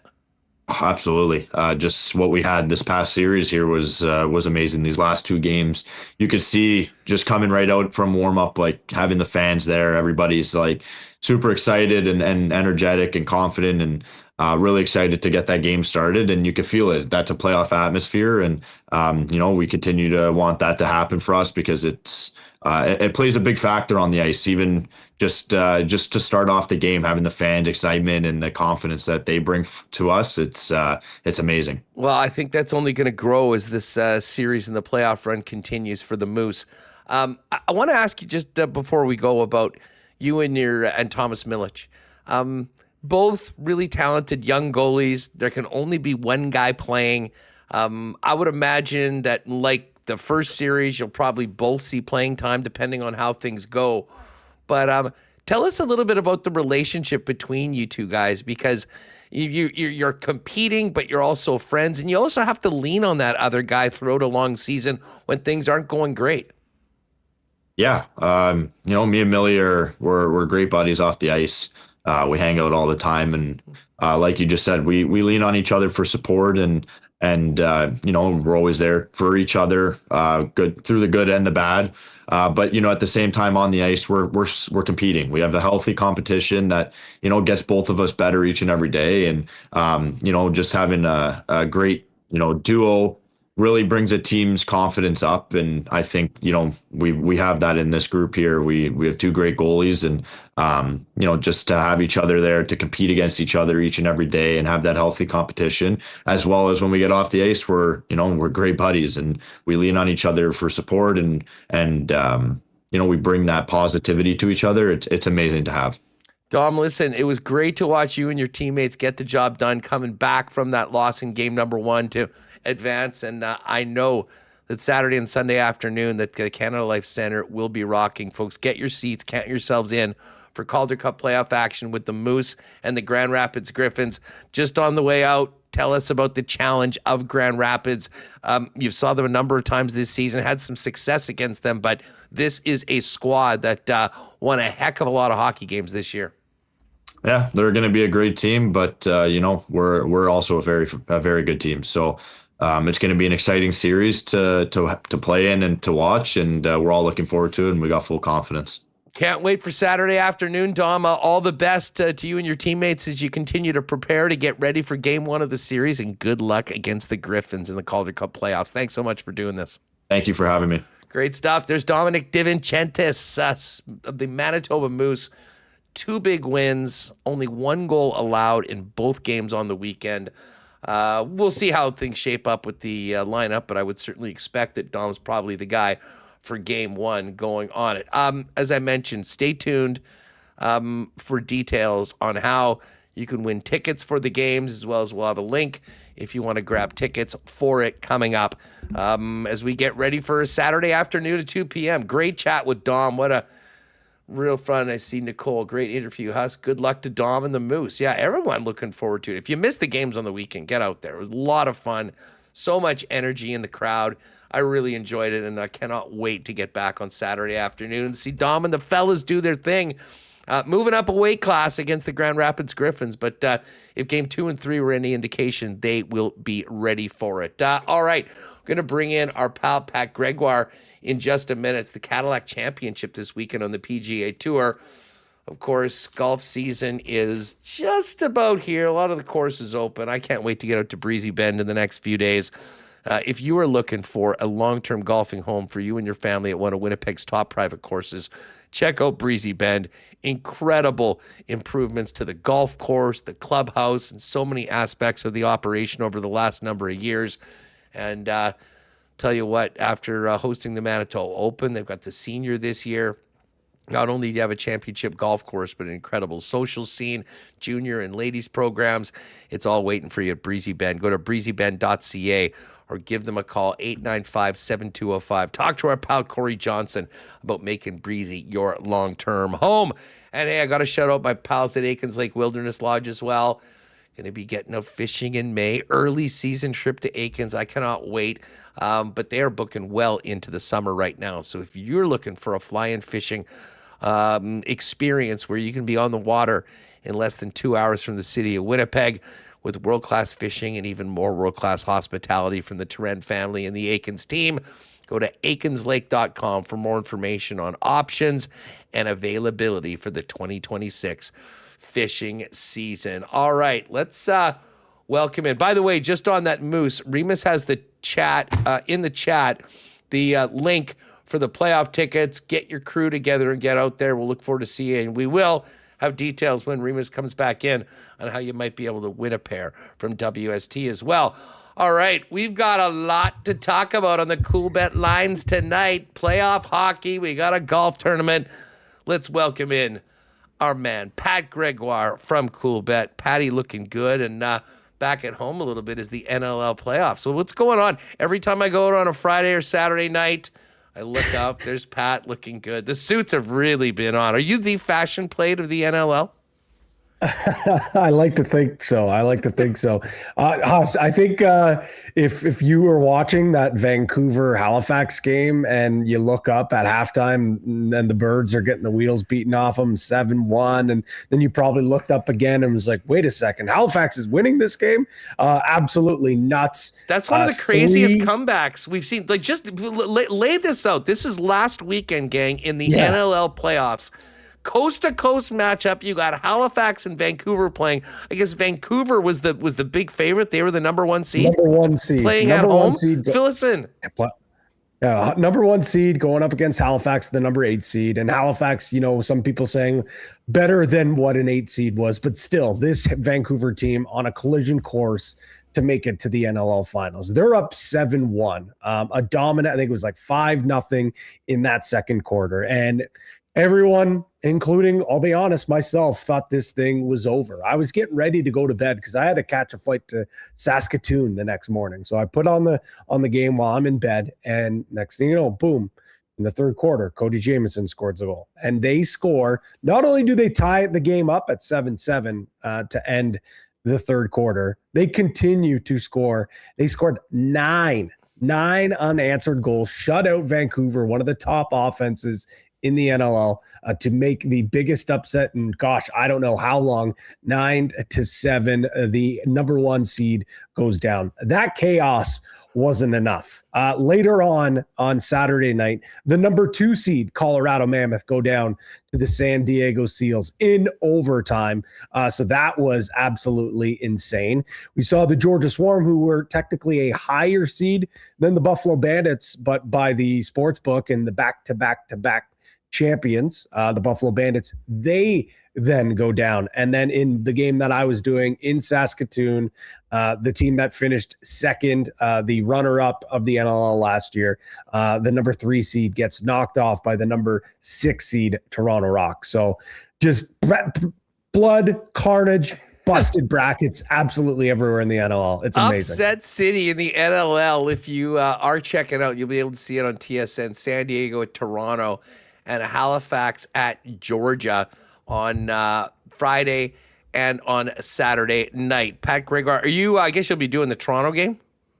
Yeah, I'll be in Hamilton for the Toronto game. Go figure. Yeah, the Toronto Rock of Hamilton, whatever you want to call them. But big game for sure there, San Diego. Now, though, this is a best 2 out of 3. Round 1 was a single elimination.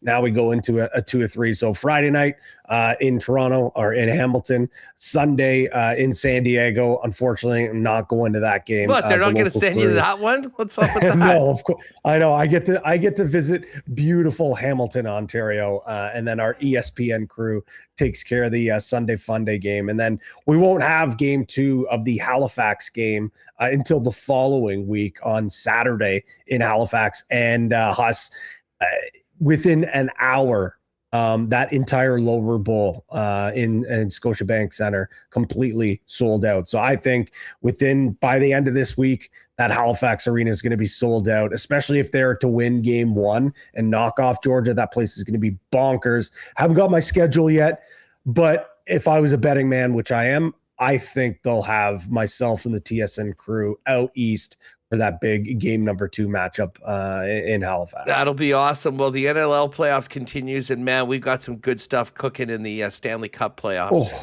Oh yeah. Tonight, crucial game 5 between the Habs and the Lightning in Tampa. Montreal is plus 139. The Lightning are minus 164. Pittsburgh trying to make the nerves grow in Philadelphia. Can they get this one back to Pittsburgh for a game 7 after falling down 3-0? Pittsburgh plus 102. The Flyers with all the pressure at minus 120. And then Utah is in Vegas, game 5 after the big comeback by the Knights. Knights minus 164, Utah plus 140. We'll get to Pittsburgh, Philly in a minute. But Pat, I asked the chat this earlier today. If I gave somebody a 10 spot and told them to go to Coolbet and pick one of 2 underdogs, Montreal in Tampa tonight or Utah in Vegas, if I entrusted you with that, which of those 2 underdogs do you give a better chance of doing what the Wild did last night, winning game 5 on the road and opening up the door to win in game 6 at home? Listen, I promise you, this is not my Toronto Maple Leafs brain speaking here. I think I would go with the Utah Mammoth. I've just been so impressed with this young group, the way that how resilient they are. I mean, it was a crushing loss for them. For them to fight back in that game, they end up losing in overtime to Vegas. What this group has going, what they've been able to do. I know it's not going to be in Utah, but man, what a scene that game was. Just all the games in Utah have been so far, but I think I'm leaning Utah. I would not be shocked if Montreal wins, but does it not feel like they really let one slip away and now the ice is completely tilted towards this Tampa Bay team? I don't know. Again, maybe it's my... Seems like that entire series changed on that one massive hit on Slavkovsky. I know. So, I mean, both games are going to be must-see. This night, yesterday was incredible. We'll get to, I have to talk about one particular thing from last night in a moment, but let's finish up with this. I am on Tampa in this game. I am with you. I think Utah is really live tonight. Yep, I agree. To me, I think we saw Tampa truly flex as a really elite team in what they did to come back, knowing what was facing them if they weren't able to get it done. I think that same thing happened with Vegas to a lesser extent. But Utah has so much speed and skill, and that has proven to be a little bit tough for Vegas. Like, I mean, I know the home crowds have been great, but home ice really hasn't meant a whole lot so far in this series. So yeah, I mean, I think I'm with you as well. I think of those 2, I think Utah. Now, Pittsburgh, Philly is another one entirely.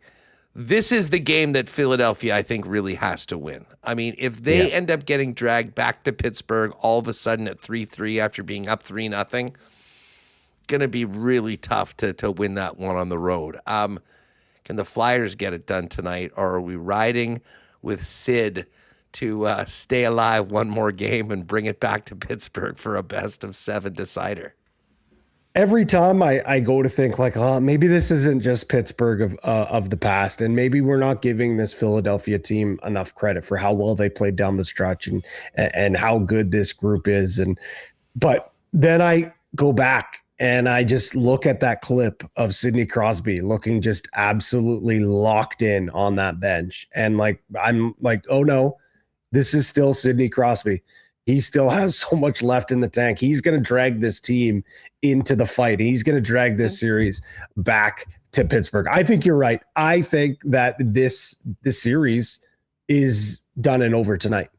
Obviously, if Philadelphia wins, the series is over. But if Pittsburgh wins, you might as well put a fork in Philadelphia. I don't see how they can bounce back after blowing this thing. And Pittsburgh will be rocking. And like I said, Sidney Crosby's got these guys back in the fight. I'm leaning Pittsburgh, but Philly has to close it out here tonight if they got any chance to win this series. Here are if you go to Coolbet and click on the futures, here are the series prices. If you want to get out on that as opposed to the game, Pittsburgh was 10-1 when they were down 3-0. It was like plus 540 something, or maybe around 4-1 It's now plus 245 on Pittsburgh to win the series. The Bruins, with their win last night, are still a big dog in this one, plus 340. Buffalo's minus 455. The Wild, after their big win last night, are minus 312. If you think Dallas can win the next two, Dallas is plus 245. Basically the same situation that Pittsburgh is in. Oilers Ducks is interesting. Ducks still the favorite, minus 233. Edmonton showing some life last night. They're at plus 187. The Tampa-Montreal series has Tampa at minus 189, Montreal plus 154 heading into Game 5. And the Vegas-Utah series, Vegas minus 161, Utah plus 132. Pat, I've been waiting to have you on this program today because we were talking CFL and everything else. The Chug. Ryan Whitney yesterday in Buffalo. And I have to give them credit because, yeah, they're knuckleheads. And, you know, sometimes for some people, the Spit and Chicklets crew isn't maybe their cup of tea. But the content that those two, Whitney in particular, was able to crank out yesterday, first of all, with the rollerblades on, taking his L, the 0.0 jersey, rolling with the Blade Gang was phenomenal. But what happened at the first intermission, the first TV timeout, where he attempted to chug the saber, was the most hilarious and awkward thing. Here it is, folks, as you can see it, and he's kind of putting it on. There's nothing getting into his mouth. He's trying to raise the yeah, there it is, trying to get the crowd going.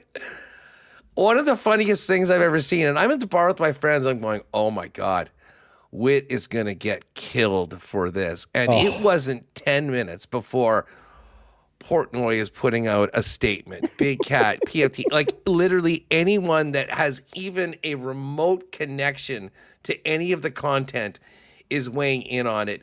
He had to do a stand-up press conference from the arena in between periods, called into PMT afterwards, and has owned it. Like, I will say this, the comedic genius of those guys, and Whitney in particular, is the ability to make fun of themselves.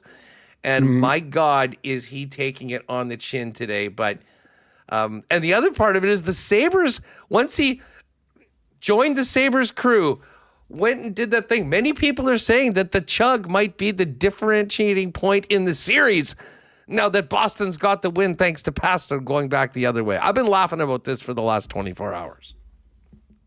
Freeze call, wide right, and the saber chug, I think, will now go down as the holy trinity of Buffalo sports sadness. I honestly couldn't believe it. I was all over it, dying laughing. Funny story here. The host of like the tailgate party out in the square is actually a buddy of mine. He is a sideline reporter for the Rochester Nighthawks of the NLL, Griffin Della Penna. And he tweeted out, like, he's like, I got to wear some of this. I was the guy who told Whitney that, like, you can't properly chug this thing because you're going to spill it all over the place. And now he feels bad because he's sewered Whitney. And it's just, it's amazing. But you are right. The content that came out of it, like the Blade Gang, even before those guys joined it, like that is just peak Buffalo. Like totally. Salt of the earth, like unbelievable. They traveled to Boston. It's unreal. They wore the blades into the garden. I don't know how they got in. Wit's literally like, and Merles are going into the Hilton with their blades on. Like, it was unbelievable. But the second I saw that chug, I was like, oh my God, this could completely change the entire series. This could change the entire fate of Buffalo sports. Just when you think things were turning around, something like this can absolutely alter it. This city is cursed. It's absolutely cursed. I still believe in the Sabres. I think they're going to get it done. And it's like Buffalo, it's a lot like Winnipeg. Nothing's going to come easy. You gotta take your lumps on the way. But that's a heck of a hockey team. I think I think they're live in Game 6, and if it comes back to Game 7, there'll be a lot of nerves. But think about where this team's come from. and what they've done so far this season. I think they got some more hockey left in them. Patty, before we go, we got a golf tournament today, coming up this week. The Fitzpatrick brothers last week. How about that? Oh, my Getting God. Alex's card. I mean, what a great story. I mean, if you got a brother, I mean, to see those guys do that together and have Alex now, and he's now in these next couple signature events. I mean, he's a PGA Tour player. The schedule changed quite a bit thanks to him and Maddie. But what do we know about the Cadillac? This is actually one that I knew Scheffler was there. He's at 3-1, the favorite. You basically got Cam Young at 11-1 and Morikawa at 18-1, and then 22 and up for everybody else. It kind of feels like it's a Scotty versus the field week, especially considering how close he's been. Are you thinking Scotty at a real short number, or there's some other guys that'll be getting your nickel? Listen, I decided to swallow that pill a couple of weeks ago, and I fell just short of it when, the other Fitzpatrick ended up winning. So I don't know if I'm going to be able to do that again. Maybe I add him into, a top 5. But even his top 5 number is minus 149. Maybe it's a parlay into my Gregoire golf special or something. It's nuts, but I think there is some value. And at this golf course, Trump Doral in Miami, it's a bomber's paradise. If you can really, really hit it well off the tee, I think that's where you're going to be able to have a lot of success. With that being said, though, still it is a signature event. It's an event where the guys at the top are there's a reason why, Scotty's at 3-1, and then you've got, Young at 11-1, Morikawa to 18-1. So I do think there is some value though up and around the board. And I start my card a little bit higher. I've only got 3 plays this week, but they're 3 longer-ish shots. One's a longer shot. 2 of them are longer shots. Jake Knapp, 25-1. I've played him a few times here. I think this is a golf course where he can have a ton of success. Let's be honest, though, Huss. He's had success at all different types of golf courses. He's had a fantastic season. 5 top 10s in his last 7 starts. He ranks 4th in average driving distance, 7th in stroke gain putting, and 8th in stroke gain total on the entire tour. This guy's not just a guy that mashes it off the tee anymore. He has a well-rounded, completed game, and he's got a couple top 5s at Torrey Pines and Vallarta. So obviously in these bigger, longer courses that require you to hit it off the tee, he's had some success. So I'll take Knapp at 25-1. Then I'm going to go a little longer down the board with 2 long shots, both at 100-1. Both guys that play a similar style of golf. Aldrich Potgieter, 100-1. 3rd in stroke gain off the tee, and 1st in average driving distance on tour. This guy absolutely nukes the ball. And yes, I know everyone's probably going to go back to the 1,000,000 that he shot on day 1 at the Masters, but he's had a little bit of an up and down season. He finished T25 at the RBC Heritage, where he actually probably should have been way better than what he ended up finishing. He had 3 straight 67s and then finished with a 75 on Saturday to kind of nuke his appearance there. But he has a T12 at the Houston Open, and then he had his best placing as a solo 5th finish at the Genesis Invitational. And then my other 100-1, another guy that mashes it off the tee, Ryan Fox, ranked 12th in average driving distance, 13 in scrambling percentage. And he's coming off a pretty good appearance as well, T16 at the RBC. And then similar, actually, to Potgieter, who had some success at the Jenny, finished T7. So Foxy, Potgieter, 100-1, and then I'll go Knapp at 25-1. Love it. I'm going to put a little bit on the chef, Minwoo Lee. Speaking of guys that can nuke it. I like that. He wasn't great at the RBC. That really wasn't a setup for him. I think he can be in the mix. But I will say this, if we're looking for a great story of guys that can drive the ball, our guy Sudarshan, Yelamaraju, he's 80-1. I'm going to put a little sprinkle on Sudarshan. He has been so consistent, though, and I know this is an elevated event. Plus 450 for top 10, plus 180 for T20. He's been a T20 machine. Part of the reason, it's just amazing. He's in these elevated events now, He only got his card at the end of this year, and it speaks to just how competitive he's been so far this season. I will point it out, though, if you do like Hideki Matsuyama, our pal Pat Mayo has got the PMA Weekly Boost. I can't help but get on that, taking Hideki from 28-1 to 40-1. Hideki is a guy that can play with these guys and also doesn't mind making it happen for a big check. So I do sort of think it might be inevitable that Scotty wins this week, but if we're looking at a few other spots. Now, Sunday Sweat Club, if we're looking for T20s, we want to go Jake Knapp and Min Woo and then add somebody else in. I like that. I like that a lot. So if we go for Yella? If we go for those two guys, I mean, Yella, yeah, that would certainly add to the, you know what? Let's do it. I mean, he's done it so many times. It'll certainly help the number. So let's go. I think this course fits his, like, it's not just the fact that he's been so consistent. This is a course where he should have some success too, right? I listen, his driving has been so good. I mean, his strokes gained off the tee all year long has been phenomenal. So we'll throw this up in the combos. Jake Knapp, Minwoo Lee, Sudarshan, Yelamaraju, all T20. And we'll get up in the combos. Patty.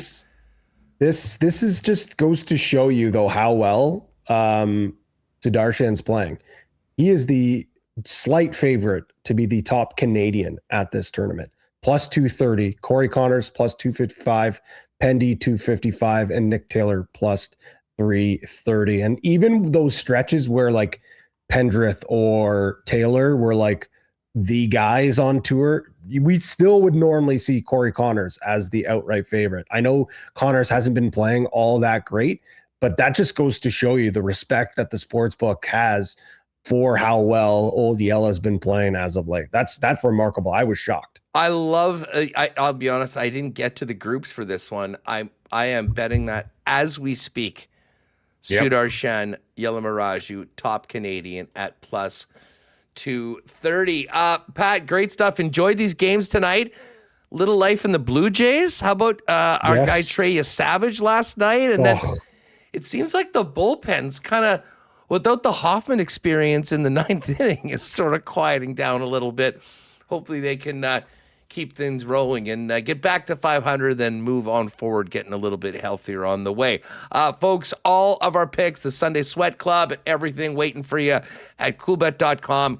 If you haven't played there before, use the promo code WST. We'll hook you up with a 100% bonus up to $200. Oh, and by the way, poker players, 2 weeks today, May 13th, our next WST poker night. Wednesdays, we'll kind of focus in on those. You can throw the game on and play a little bit with us. So mark it down in your calendars, 8 p.m., 2 weeks today, May 13th. Pat, have a great one and a good call this weekend as the NLL playoffs continue. Appreciate it, Huss. Thanks for having me as always. Good stuff. There's our pal Pat. Give him a follow as well, at PGreggy over on X. Reem, I didn't get a chance to talk to you about the chug. I'll say one thing about Whitney and those guys. As I said, they don't mind making fun of themselves, and it certainly made for some amazing content throughout that awesome game last night. I have enjoyed the Sabres guys rollerblading through the city. You know, the takedown of the Cam Neal dummy, how they're wearing all those different jerseys. I paused the video. A guy's wearing a Mikhail Grigorenko jersey. Just shows you how far the Sabres have come and a lot of the mistakes that were made in 15 years here. So disappointing to see them lose in overtime, but hey, they just need one more win.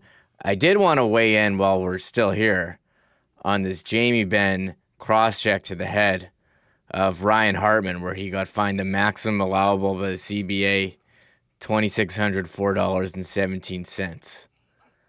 First of all, I don't know how that's not a suspension, but more importantly, I loved seeing Ryan Hartman get cross-checked in the head.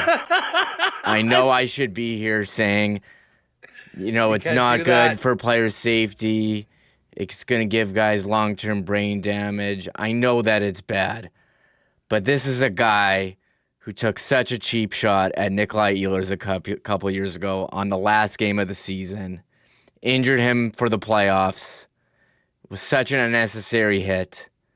So if a guy wants to try and mix it up with Jamie Benn and F's around and finds out, I'm okay with the Ryan Hartman finding out. Although, full disclosure, I took him in my playoff pool, so hopefully he's healthy. And hey, sometimes you just got to take the guys when they are. That's an act of treason. Sometimes, look, Hustler. Act of treason. I have projections. I'm trying to win. I'm picking numbers over heart. So I do hope he comes back and plays, but I did enjoy him watching him get a taste of his own medicine. He also, high-sticked Cole Perfetti in the face of a face-off, and I did say that we're lucky that Ryan Hartman was so skilled with his stick that he didn't poke his eye out and just got him in the face. So, really talented player, Ryan Hartman. Yes, quite the swordsman, number 38 from the Minnesota Wild. And I'm with you. I mean, anyone else pounding the table for a suspension? Ryan Hartman? Yellow card. Game five goes tomorrow for the Wild and the Dallas Stars, or Game 6, I should say. What a series that one has been. One other thing to note, and again, I've been wanting to talk about this Mike Vrabel, Diana Rossini thing, I think more than many of our media brethren wanted to engage in. The whole saga has been incredible to watch. But man, did I laugh today, Remis, when I saw, of all people, Jordan Hudson, the young girlfriend of Bill Belichick, getting into the mix, taking some shots to media who aren't talking about Mike Vrabel after they were all so excited to talk about Bill and her. And as Jerry Thornton wrote at Barstool, the Patriots have come full circle now that Mike Vrabel is catching strays from Jordan Hudson. Quote tweeting Mike Florio, "We're not talking about this? Why not?" at Pro Football Talk. She is, when she tweets, everyone listens and everyone pays attention at least. And just adding another layer to the insanity that this affair and it being blown the top off is doing around. There are a lot of people that think that Vrabel is actually going to resign. I'm not one of those. I think that he'll just kind of power through, and once football happens, we won't really be talking about this. I do wonder, though, what if we ever see Diana Rossini working in any sort of Big J role again, at least around the National Football League. We've seen interesting implications from NFL front offices. As last night, the president of football operations of the Tennessee Titans, Mike Vrabel's former team, stepped down. Chad Brinker just abruptly stepped down, saying it's been an honor to serve as president of football operations.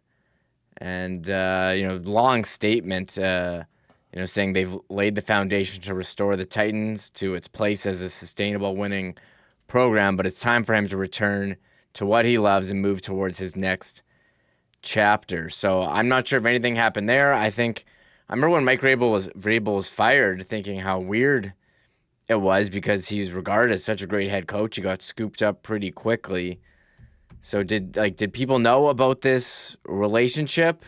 The morsels that she's put out on social media over the last 6 years being uncovered by sleuths, including a Spotify playlist shared with a user named Mike, which she deleted after, was, unbelievable. The breadcrumbs that are out there. So I think the reporting that she's made has real football implications, and how did she get the information? And then you have this, affair between two people who are married that seemingly went on for a while. Part of me many thinks, layers. Here's the thing. Everyone's wondering about the whole Vrabel side of things.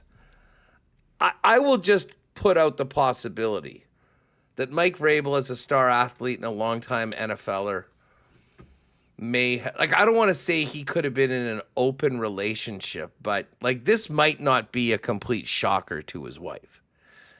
And I think everyone's waiting for that other shoe to drop. Like there is a possibility that this whole dog and pony show with missing day 3 of the draft to go to counseling with his family was just legitimately PR, and they move on. I mean, the whole Rossini thing, with manipulating people within the league and information, squeezing other teams, like the whole AJ Brown stuff, everything coming out of Philly, all of that does play into it. And that's why this isn't just two people that, were kind of pulling scumbag moves on their spouses. There is more to it, but it never seems to stop. And there always seems to be another story following it. So we'll see. And obviously, if there's anything that ties into this from the Tennessee situation, which of course people immediately speculated about, I guess we'll find out coming forward. Bottom line, tonight, we got a great night of hockey. We got a big weekend of hockey with the Manitoba Moose, taking on the Griffins, 2:00 on Saturday and Sunday. And we will talk a little bit more about who's coming into the mix with the Winnipeg Blue Bombers tomorrow when Eddie Tate joins us on the program. We'll be looking forward to do that. We'll also have another couple of Moose guests. We'll still have Ken Wee, Brandon Rowicki coming up over the next couple days. So lots to get to in the Stanley Cup playoffs, the Calder Cup playoffs, the CFL draft in the upcoming season, and more. And you'll find it right here on Winnipeg Sports Talk. Thanks again to Dom DiVincentiis, Patty, Mike McIntyre, and Justin Dunk. Of course, thanks to Michael Remis and all of you for making us a part of your day. Huge thanks to the sponsors that make the show happen. For all of you, we will enjoy some great playoff action tonight, and we'll talk about it tomorrow. We'll see you at 1:00 Thursday right here on Winnipeg Sports Talk. Have a great night. Oh, my God! Oh! Shut it down! Let's go home! Thanks for tuning in to Winnipeg Sports Talk Daily. Make sure to subscribe on YouTube and your favorite podcast feed at winnipegsportstalk.com.